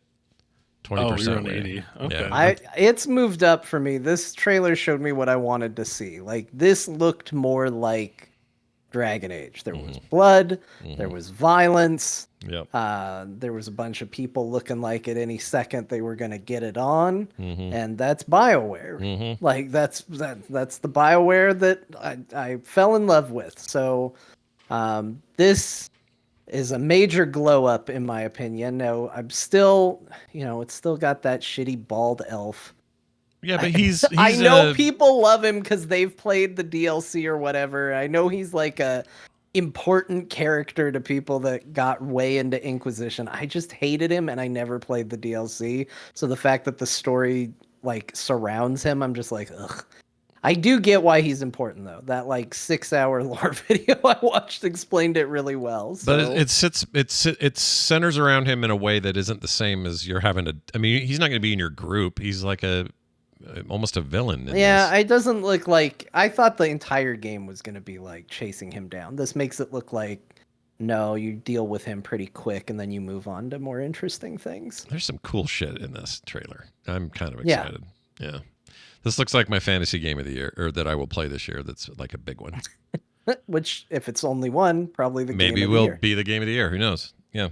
I mean, I'm definitely getting. I don't know if I've told you guys my plan, but I'm going to do the Ubisoft Uplay subscription thing to play the Star Wars game this month. That's how I'm going to do it. Yeah. Oh. Yeah. I almost put in our news story, but I thought it was just getting too dystopian. But maybe it balances out the positivity I had for the Fortnite business. There's an article about how if you have a Disney Plus subscription and you buy the game, you get a special item in Star Wars Outlaws if you're subscribed to Disney Plus. And I just read that and went, we live in a nightmare. Yeah. Or a time of embarrassment of riches, John. You have to look. It depends on who you are. It isn't. Yeah. You really had to put a little blue wrap around the tail of the cute creature and be like, if you want this cute little blue bandage, you better subscribe to Disney Plus. So stupid. It's so awful. This is why Again, looking for news articles, I saw another one that was like, gamers just want to find things to complain about. Horseshit. We want good video games, but we keep seeing this, and Star Wars Outlaws might be great. Yeah. But it doesn't change the fact that you have unironically tied a cosmetic in the video game to which streaming service I'm subscribed to. This is why you get so much verbal hate. Yeah. That and Ubisoft's long-standing history of interesting decisions with video games. That's true. I think this thing's going to be good, though. I'm hearing real good stuff. Yeah, I hope. I have high hopes. Let's talk now about SteamOS. It's coming natively to other handhelds. This freaked a lot of people out. I don't think it should have. It makes perfect sense to me. But SteamOS, which is currently the operating system used for the Steam Deck, which includes, the translation layer, Proton, and everything else they're doing over there, is now going to come with the ROG Ally as a default installation over Windows, for example, and other handhelds as maybe down the road see fit. Some people freaked out and were like, why? This is you should be exclusive to Steam Deck. No, they shouldn't. Here's what they do. They do like they do with regular Steam. You put it everywhere you can so that more people will have access to the Steam ecosystem. So you put it on Macs, you put it on PCs, you put it on Linux, you put it on these handhelds, you put it everywhere that will take it. And I think this is just more of that. So I'm not surprised by it. I think it's fine. I think it's a good choice if people really like that ROG Ally X, the new one, and are super into it and want that to be the one, but really wish it was more Steamified. Good news. You don't have to install Windows on there and get all janky with it. You can just run SteamOS. Yeah, that sounds great. I think it's fine. Yeah. No. We gotta get a referee in here. Chat room's calling for the rant to be added as a check on the core bingo card. Which rant? But John Rants is not a box. John Rants about Blizzard or Overwatch. Mm-hmm. Precisely. So I just wanted to clarify. We're not ignoring your calls, but yeah, that didn't qualify. Sorry. John Rants was a space. You can put it in free space. It will happen. Yeah. I can't help it. And we haven't had anything that's Dragon Beef adjacent, even. No. Okay. No. So we're not a difference of opinion. If it's about, like, when we say it was the spirit of Dragon Beef, it's about how something looks. Oh, that is true, though. Scott did talk about video game layoffs. Did I? Yeah, the Disney closing all its... Oh, shit. Yeah. I did. Was that really a conversation about layoffs? It was I brought up layoffs. He said all of Utah hates Disney because people all got laid off. Yeah. All right, everybody. I think it counts. I hate to say it, but I think it counts. We're edging closer to bingo. Stop saying it. The new bingo card's gonna be edging gets said at least 5 times. Yeah, we are in real time constructing the next bingo card. Hi-Fi Rush Studio, remember those guys?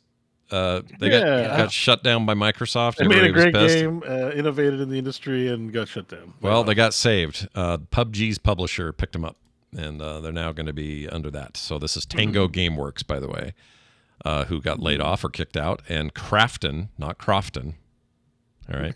The publisher of PUBG Battlegrounds will be the new publisher, and they'll get to go on and make new games. So I hope that's good news. For some reason, in my head, I'm like, that the PUBG publisher acquires you doesn't sound like good news to my brain. Do you think it's because PUBG is just so much, Well, PUBG, it was really awesome for a while, and it just seemed to stagnate as, like, into whatever it is, and what else is happening there. I think it's still pretty big. And I think Crafton also helped make Callisto Protocol, which got slammed on release for bad frame rate issues. John was our first-hand reporting. Yeah, but they're just publishers, though. They don't make the game. Yeah. So that's what I'm saying. I can't definitively say, but like, it's not like it's like the PUBG developers, like the best ones in the industry. Oh shit. Yeah. So I don't know. Also, was everybody saved by this, or did they just save? Like, what does it mean? Because they got let go a while ago. How many people that were there are still there? Yeah, great question. That doesn't say. I assume they lost somebody or multiples. Otherwise, this is just they saved the potential IP from disappearing from the face of the earth. Yeah. I mean, I'm sure they brought some people in, but I would be curious what's the ratio of people that were working there that are still now working there versus not. Yeah. And that would be. I haven't seen that. No, I haven't either. That would be a very interesting thing to know, but they are not sharing that info. I do hope it's good news for them. I'm not trying to purposely just be negative about it. No, of course not. Good news for them and good news for us. Yeah. And so I guess Microsoft ditched them, which we don't. we don't report on a lot anyways. Usually it's the other way around. They bought something. So interesting that. Well, they ditched. Like, get out of here. Ditched them as in, I guess they just shuttered the studio. But what probably happened is they went straight to start selling themselves to somebody and saying, "Look, we can still do this, but we need backing or whatever." I don't know how it went, but it is weird. It'd be really, it'd be funny. It'd be great revenge if they turned around and made just like the next biggest possible thing, and Microsoft was like, "Damn it!" Yeah, so I think especially if it was a Sony exclusive. Yeah. Oh shit. Shit. I think as part of it, they kept some IP. Like they didn't sell like Evil Within and Ghostwire Tokyo. I think the IPs might still belong to Microsoft and not.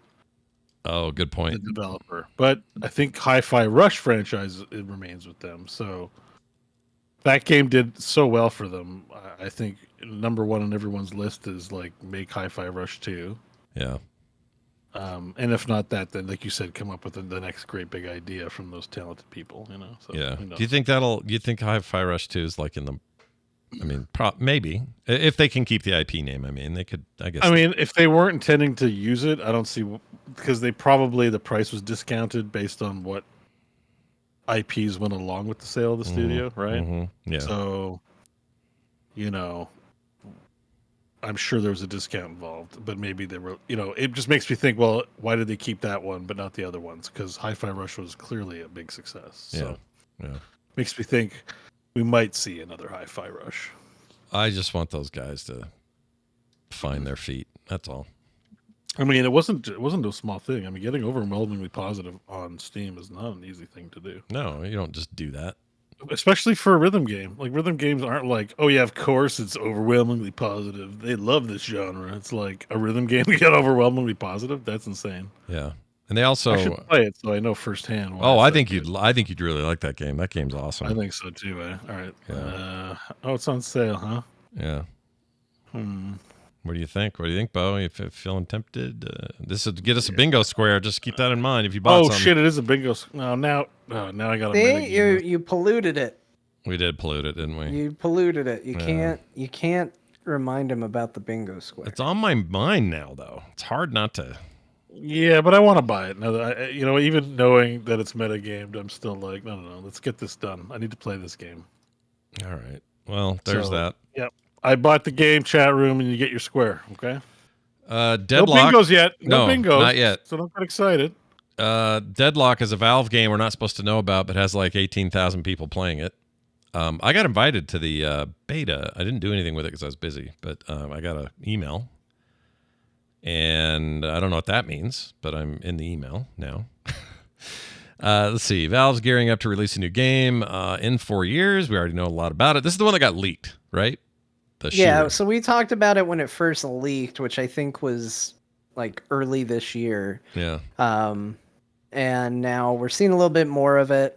Why does every shot of Gabe Newell look like this? Sorry. I have to pull this up.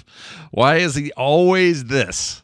You guys can't get a shot of the guy at work or, I don't know, in a suit. And maybe he never wears one. I don't know. If I was Gabe Newell, that's how you would see me in every picture, too. I would absolutely. If I had Gabe Newell's money, that's me. Every photograph. I don't care. It's the potato from Portal 2, I'm pretty sure he's talking into. The potato from you think it's like what was his name? Potato with the red wire and it's when GLaDOS gets put into a potato. I thought Hank Mansion or whatever his name was in there. What was his name? Hank Cave Mansion. Johnson? What? Cave Johnson. Cave Johnson? Yeah, no, Cave Johnson is in the PA system. Hank He's like long dead. What the hell? That feels like a bingo square. Why we already did. We did a makeup name. First of all, your last name is Johnson. No, but it's 2 points. Remember, this is core bingo. It works a little different. There's 2 points. No, it's fine. I'm shocked that Scott's go-to was Hank Mansion. Yeah, I couldn't even think of my last name. The guy's name's Also, Cave that was Johnson. egregious. Like if I was a police officer and saying names wrong was a law, I would give you the maximum fine. I'd be in trouble. Pull you out of your car and throw you over the hood. No, I would take Bank mansion. I would happily take the heat on that because I deserve that. That was weird. It's been a week, man. What else? Okay, we love it. Steam's cracking down on joke reviews, so you can't go in there and be just like, hey, I'm an 84-year-old father of 100, and I really found that. Like, is that what they mean? Like those sarcastic? Well, they mean the ASCII art ones where they're like, are you winning, son? Yeah. Or this is my cat. Like, if you like this.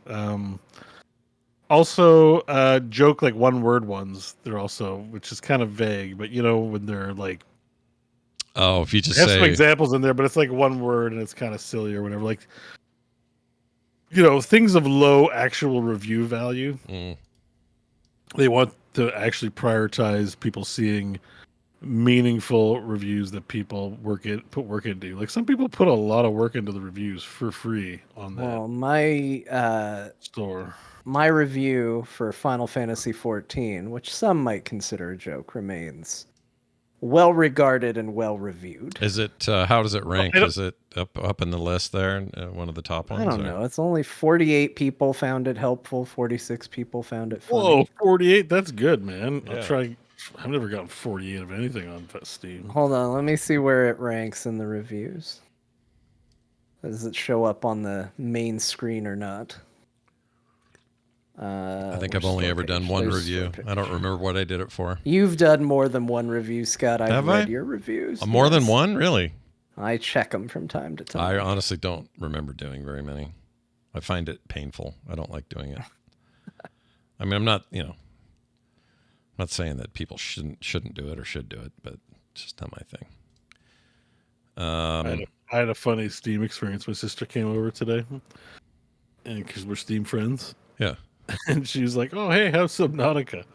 And I'm like, I haven't played it. Did I tell you I bought it?" She's like, "No, I checked your Steam profile and saw you had it. You didn't play it?" And I'm like, I have this weird problem with the show that I do that I buy things and don't play them. I have like 80 unplayed games, so I didn't play it.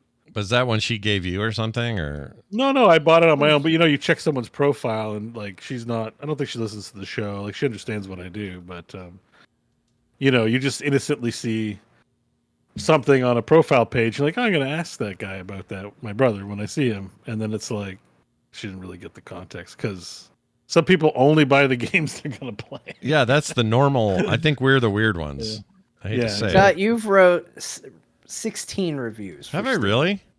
Really? Yep, including your most recent one, which was a one-word review. What was it for? Boar Blasters. Oh, Boar Blasters. Did I do a one-word review? You wrote the epic... Here, get the Dear Martha music ready. Oh my gosh, dude. Hold on. What have I done? The bingo card. Okay. Bonus Martha. Okay, go for it. My dearest Martha, I present to you now my review for Boar Blasters. Love. Yours in this life and the next. Did I really? Come on. Hang on. I'll send it here's a bonus one for Guild Wars 2 where you doubled your review. Okay. My dearest Martha, I present to you now my review for Guild Wars 2. I'm going to hate this. Love it. Yours in this life and the next. Frog Pants. Shut up. I didn't really do this. Did I? I'm embarrassed by this. Here's a screenshot for you, buddy. I'm embarrassed by this, you guys. Honestly. That was this year. I find that embarrassing. Here, now you'll double that one with a double review. You've done this. Here's your My Dearest Martha. I present to you now my review for Capsized. Okay. Really, really like this game. I'm embarrassed. I'm so embarraed. This is Why would you be embarrassed? That's your genuine feeling. Yeah, but that's like, what am I, a freaking monkey in a room? Here's your review for Red Faction Gorilla. It doesn't help that John's reading it kind of like it. My dearest Martha, I present to you my review for Red Faction Gorilla. Simply can't beat the price. Really? That's really it. Are you sure this is me? This wasn't like ghost written by some a-hole, because I hate that so much. ChatGPT did it. Stick to that story. I really hate it, dude. I hate it. Oh, I missed one of your short ones. This was a review. What is this for? Why is it blurry? Oh, you reviewed Elder Scrolls Online. Okay, what'd I say? My dearest Martha, I present to you now my review for the Elder Scrolls Online. I always come back.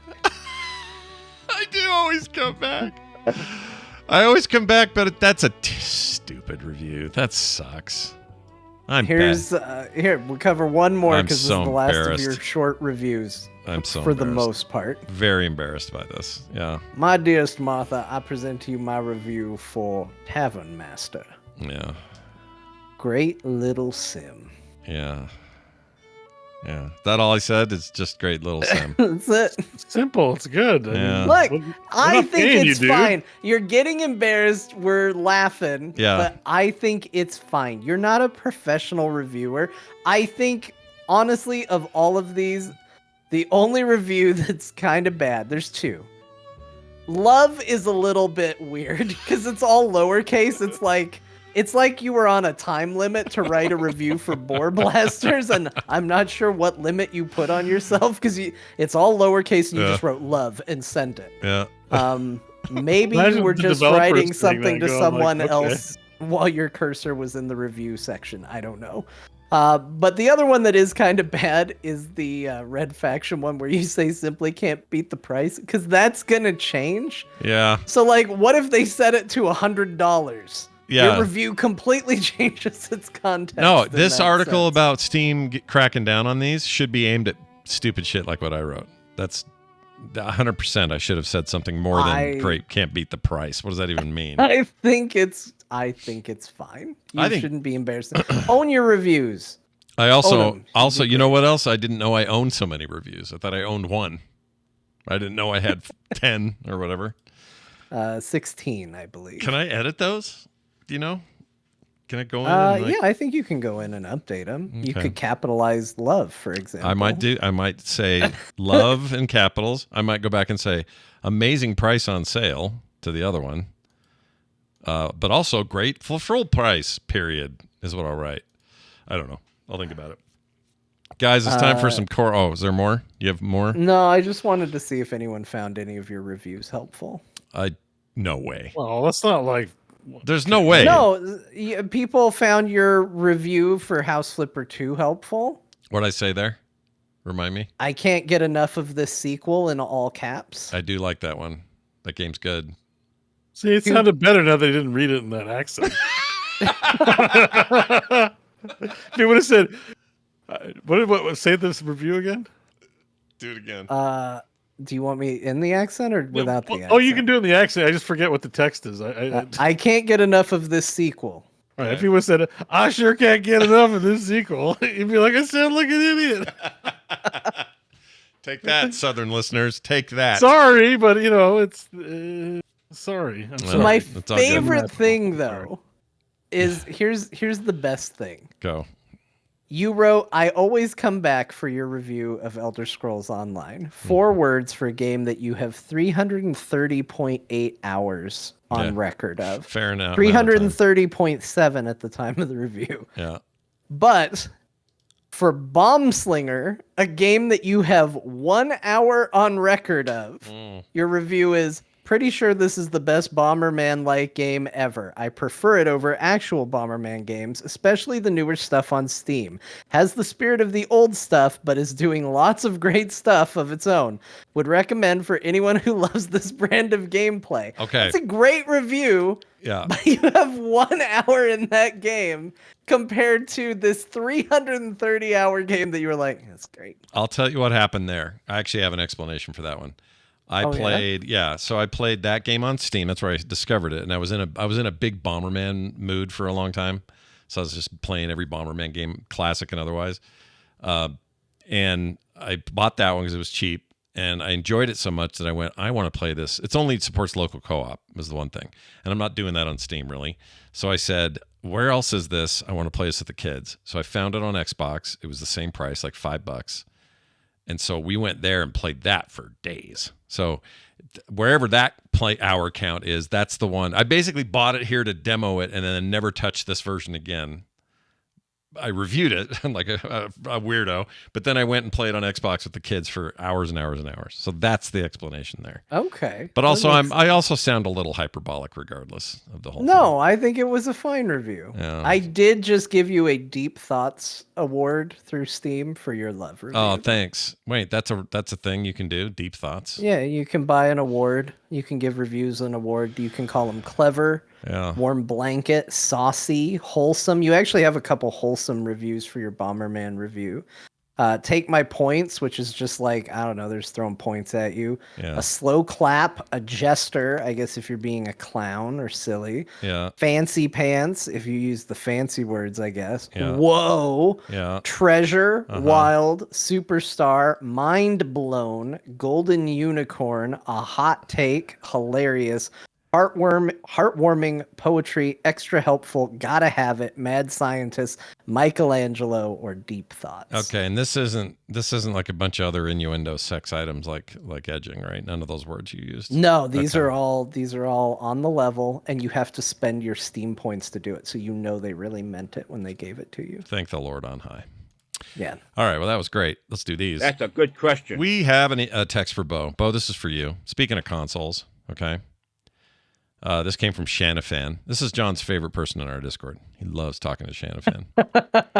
And no one needs to read into that. John's perfectly fine with this guy. It's just that there's a lot of interaction, a lot of back and forth. We're friends on Steam. Yeah, you're pals.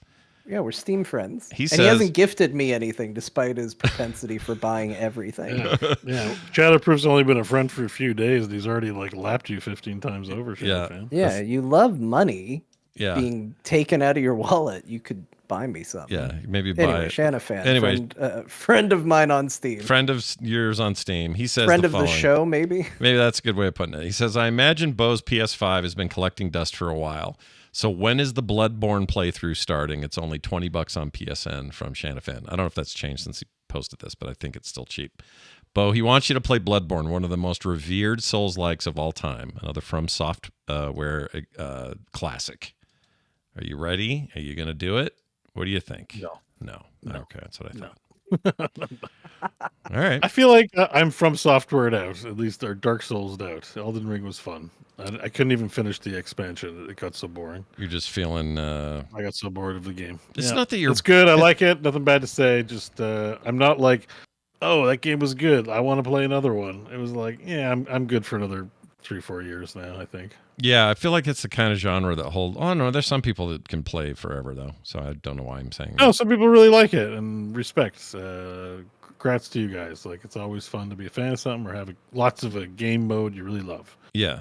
And certainly you don't get them very often. And depending on if you're what's the word, like a snob maybe about, like, you like the From Software games and don't like the, Liza P ones as much maybe, or something like that, because they're not From quality or whatever. I don't know if that's a thing, but you have options, and I'm happy for you. Yeah, I'm equally happy. It's not my favorite genre. It was never gonna. I think when people were suggesting it, it's like you're gonna play one Souls-like and be hooked. Yeah, and that just hasn't happened. I've really respected the game style and enjoyed it, but I sort of feel about them the same way I feel about open world games. Like, I just get bored. Like, if I was to play GTA 6, I don't want to play any more open world games for like at least a few years after that. Like, I just can't do a lot of those games. I like open world games a lot, but I also think I think that's perfectly reasonable what you're saying. I like games like Overwatch and Heroes. I like, 30-minute matches, and I like I kind of like linear games. like when you only have so much time and you want to just get the story and pound it out. I don't know that I need an overall game. But I would also consider a game like Baldur's Gate 3 to be a linear game. Mm. It is technically open world and has a map and stuff, but it's not a giant continent. You know what I mean? Like, it's kind of like, I go here, I got to deal with the tieflings, and then I move on to the next beat. Or like a modern day Deus Ex Human Revolution, and that you have options and stuff, but like, it's not. There's a middle ground, I think, for games that are you know, not on your top interest. I think I say a lot. Like if it's a game you're really into, you can never get enough. But it's a game you're kind of just interested in. Having a manageable amount of time is nice. You get to experience it, not have to play it a ton. Yeah. And I guess Bloodborne might be that. I don't think the other Dark Souls games are open world like Elden Ring, but I don't know. It still just doesn't. The stories are kind of stupid. I'm sorry. Like they're interesting, but I don't. I'm like think the Elden Ring thing is cool and stuff, but I'm also not clamoring for more. The ghost of the fire will raise your shoes when you sleep in the hall, or whatever. Whatever's going on with that weird business. I'm like, I think Elden Ring's like, I'm good. I'm just good with whatever you want to call Elden Ring having. I'm like good with Elden Ring. Yeah, in my experience there. I totally get it. Thanks. Totally fine. How about you? Do you want to play a lot of you? Because you're an enjoyer of Elden Ring. Yeah, I've played Bloodborne. Do you like it? Oh, and it's good. Yeah. No, you're not. Should I play it? Am I out to lunch on this? Should I be playing it? Is Shannon a fan? You should play it. You should play it if you want to play it. That's when. No, but I mean, as a recommendation, sometimes you're like Disco Elysium. You're like, Beau, you have to play this game, and I didn't play it for a while. So you're like, you will like this. Like, where is it on that? Yeah. Would you encourage Beau to play it based on what you played? Like, would you think Beau is missing out? Am I being an idiot in my protestations? No, I think Beau might like it, but I think that there's about a million other things you would like more. Like it wouldn't be, it's not burning at the top of my like Beau must play this game. I think aesthetically he would like the gothic style, but it is a bit of a colorless world. It might actually, it's not in black and white, but it might actually ping his monochrome issues. Oh no, it's monochrome adjacent. Oh, no. It's very. I mean, it's Bloodborne. They should call it monochrome born. It's gothic, so it's a lot of black, white, gray, like but it isn't in black and white. It's just not the most colorful game in the world. And if he doesn't if this isn't a genre that he absolutely loves, like this isn't going to change that. I think Elden Ring is a great game that will change that opinion for people, and I don't think that this is a game that's going to change that opinion. I think Beau, of any of their games, would probably appreciate Sekiro as the next best. I played a bit and thought it was cool, actually. And I think that, I think that would be my FromSoft recommendation for Beau over Bloodborne. But even that, there's other games he wants to play. I think he should go play those first. Yeah, you know my agenda too, so it's hard. But it doesn't meet that criteria. I think it's not up to you to do that. I think it's up to Shanafan or another listener to, as a challenge, homework, to say like, why should I? Just because it's $20? Like, I'm not gonna play because it's $20. You need to try harder with your, in a respectful, polite way. I'm not trying to be a dick about it, but feel like you have a PlayStation 5, which I've played 2 hours on, and you should get good use out of it. I need more enticement.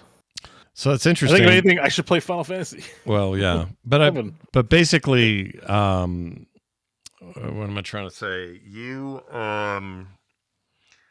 It's not so much an enticement just to say the bespoke, 100% guaranteed greatest thing you could play on a PlayStation right now is Bloodborne because it's the greatest ever, and you should just assume that. So why aren't you playing it? I mean, I don't think you should do it based on that. I think the other thing is the revelation that because I'm a bit of a frame rate snob, and I didn't realize that. You will notice I was very excited for Final Fantasy VII too, and still have not played it. And there's a part of me that's like, I'm going to buy it on PC and play it when the frame rate's good. Yeah. And so the proposition of playing anything on the PlayStation has been very low when, I can get a lot of the options I want on PC and play it at high frame rate. So. Yeah. Yeah, it's okay. You're what do they call high frame rate snobs? Do you have a name for that? Just snobs, I guess. You're just a snob. Edgers. Edge frame. Edge framer. Frame edgers. Beau and I both immediately went for it. It's the sequel to Warframe, Edge frame. Nicely done. Well, all right then. That takes us to this point of the show, where I would like to recommend everybody send in their emails and/or phone calls or texts, and you can do that pretty easily. You want to be like Shanafan in Texas, 801-471-0462. That's both a text line and a voicemail line. You can use it either way. talktothecore@gmail.com is the way you can email us. And I want to thank our patrons, who are awesome. You guys are amazing. If we didn't have you guys on Patreon, and remember, as long as you don't sign up on iOS and just do your account on the web, you're fine. All right? Anyway, if we didn't have you guys, we wouldn't have a show. For real. It wouldn't exist. So keep it up. Keep it coming. Patreon.com/core show. You'll get no commercials. You'll get host specials. Who's up right now? John is? Me. I think John is. Yeah, I've got a little bit of time. I got to get it done. Who's next month? Me? You're next month, and then I'm after you. Then I should start working on it. Hey, start right now, damn it. We love doing that stuff, and I also make art every month that I put in the mail and send to people at that level. So if you want to go check it out and see what's right for you, it is at patreon.com/core show. And I think that's about it. Everything else is at frogpants.com/core. And we need to do one more thing, and that is to have Grandma do this. Now, if Grandma does this, interrupt. Two more. We're gonna do Grandma, and then we got to do bingo review. Oh, okay. But if you do Grandma, you got to put her on. That's a bingo spot. Grandma's got to go first. Yeah, because we got to do bingo after. All right, so Grandma, remind us what games we played, and then we'll come back to the board. All right. Well, if you're curious what the boys played, there's the games for you. There wasn't a lot of them. Probably looking at the playtime, seeing it's a little shorter this week, because apparently we're too busy going to Anaheim, California, or writing long reviews about boar blasters to play any video games. The games they played were Shapez with a Z2, World of Warcraft, Steamworld Heist 2, Baldur's Gate 3, Yakuza Kiwami, Overwatch, and Cyberpunk 2077. That's it? That's all we had? That's really all we had. Yeah, it's a light week, but there'll be more games next week. So we definitely will. So we're busy this week, and we're all playing longer form games. I feel like Scott got 100% thrown under the bus for that, but it was all of us. I said I was going to play 3 different games. I just played one. Yeah. And it was one I played a lot. Mm-hmm. A lot of Overwatch and a lot of Yakuza. So what do you want me to do? Nothing wrong with any of that. All right, Beau, back to the board. All right, so core review. So I'm just going to go over the ones we didn't get. Or we'll go over all of them. Lake Run, we had to mention. Made in the Weekend, nobody said. I'm just checking. Nope. No. Now's the time to just review. If you remember, we missed it. Nope. Scott, you didn't finish a game this week. No. We had a fast grandma. Yes, 1 point. We had pre-show callback. Yep, that happened. Yep. Scott went 3 hours without saying FERT. I did. Incredible. Other than the reference in the original the original description, I have not said it. Yeah. Well, even though we're doing the review, it can still happen at the last minute, so be careful. All right. Now, we got 2 dings, 2 points on Scott makes up a name. He did it twice this episode. Oh, man. Video game industry layoffs got a mention. I think it was pretty, Yeah, but then it was immediately followed by talking about Hi-Fi Rush Studio, which had been shut down. I think we got it. We agreed. Both of us. Scott pulls a Johnson. He certainly did. He, don't know what he did this week, but he did something. Cool. Ding Desert didn't come up. John rants about Blizzard Overwatch. He definitely achieved that. We got 2 on Core Goes on a Tangent. We only did 2 tangents. That doesn't seem right. I think there was maybe more. We only counted 2, and then we lost interest. Yeah. No chair stream. I stayed firmly ass planted in my chair as I was supposed to the entire stream, right? Yeah, except for the break, and that didn't count. So you're right. That's designated. Yeah. So someone bought a game during the show. I did buy a game. Did you? VR talk. Not a single mention of VR. Hold on. What did you buy? I did talk about VR, Hi-Fi Rush. But Beau did not. You bought Hi-Fi Rush is awesome. Hi-Fi Rush is so great. I'm so glad you grabbed it. So worth playing. Yeah. It was on sale too. I'm like, I'm gonna pick it up and not play it, but still. And John brought up VR. Hold on, what's the VR? Yeah, stuff? but that doesn't count because it's Beau brings up VR. VR talk from Beau. So point. Taz, take away this feedback so you can make better bingo cards. All right. If you want, it's free. So I'm trying to be polite, Beau. Sure. Arthur made an appearance, although John thought it was sus and I did it on purpose to pander for points, but he still did. Heroes of the Storm did get mentioned. Giveaway winner name gets bungled. Well, if we haven't done, No were we gonna one do that? won anything. I It'll guess be so. occasional. There's other things. Somebody suggested Crofton be a space. We got I an think that would only be 3 good. hosts on the show. That Yep. okay, and we have 4 more that didn't happen. I don't think. No Dragon Beef. Nope. Nope. Nope. No show longer than 3 hours. What's their clock time, buddy? We are at 2 hours 28 for the main show, so we didn't do it. We haven't gone over. We're not going to 3 hours. Sorry, guys. Please, don't unsub or anything. Yeah. Just stick with us. There'll be 3 hours again in the future sometime. Yeah, We don't gotta worry. cut some Think slack. of how short it would have been if we hadn't talked about edging 5 different Yeah, times. or a bingo card 2,100 times. either of those things, yeah. No, the edging thing definitely added time. The fact that we didn't hit 3 is crazy to me, but whatever. Those are going to be some of people's best moments of the show, guys. Don't Sure. diss the highlights or Don't yuck their yum is what you're saying. Yeah, Okay. don't yuck their yum. There you go. All right.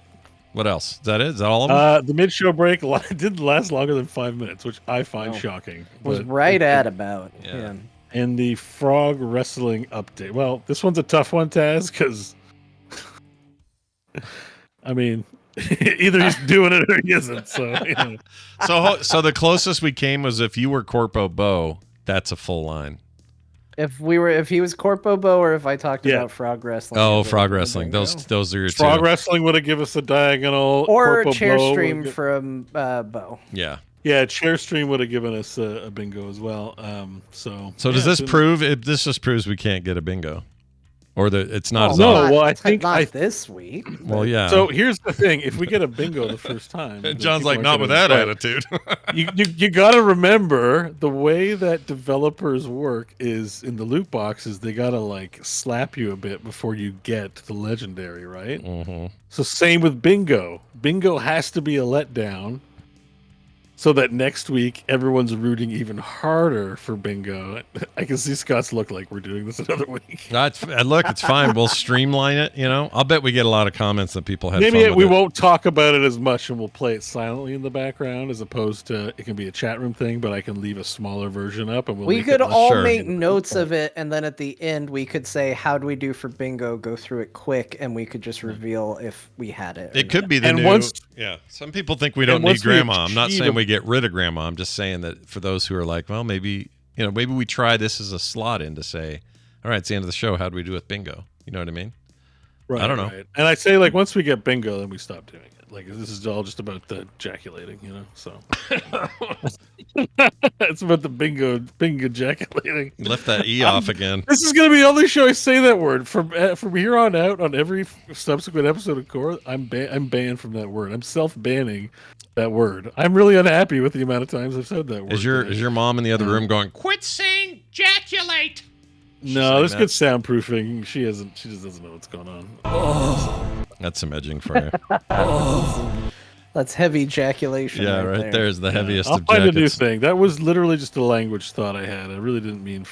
I did kind of mean, but also didn't mean. If that makes sense. Anyways, no bingo, guys. No See you bingo. next week. Yep. See you next week for more of this Core show. I would like it if you all came back, and if you would watch us live. We do it at 5 on Thursdays. Next week should be fine. Beau made a point, but I think it's still going to be fine. It's going to be a crazy week, but come on back. Be here live, 5 p.m. Mountain Time at frogpants.tv. We would love to have you. That'll do it for us, for me, for Beau, for John. We'll see you next time.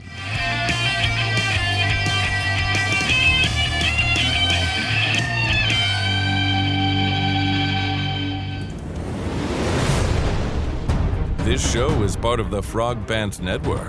Yes. Get more at frogpants.com.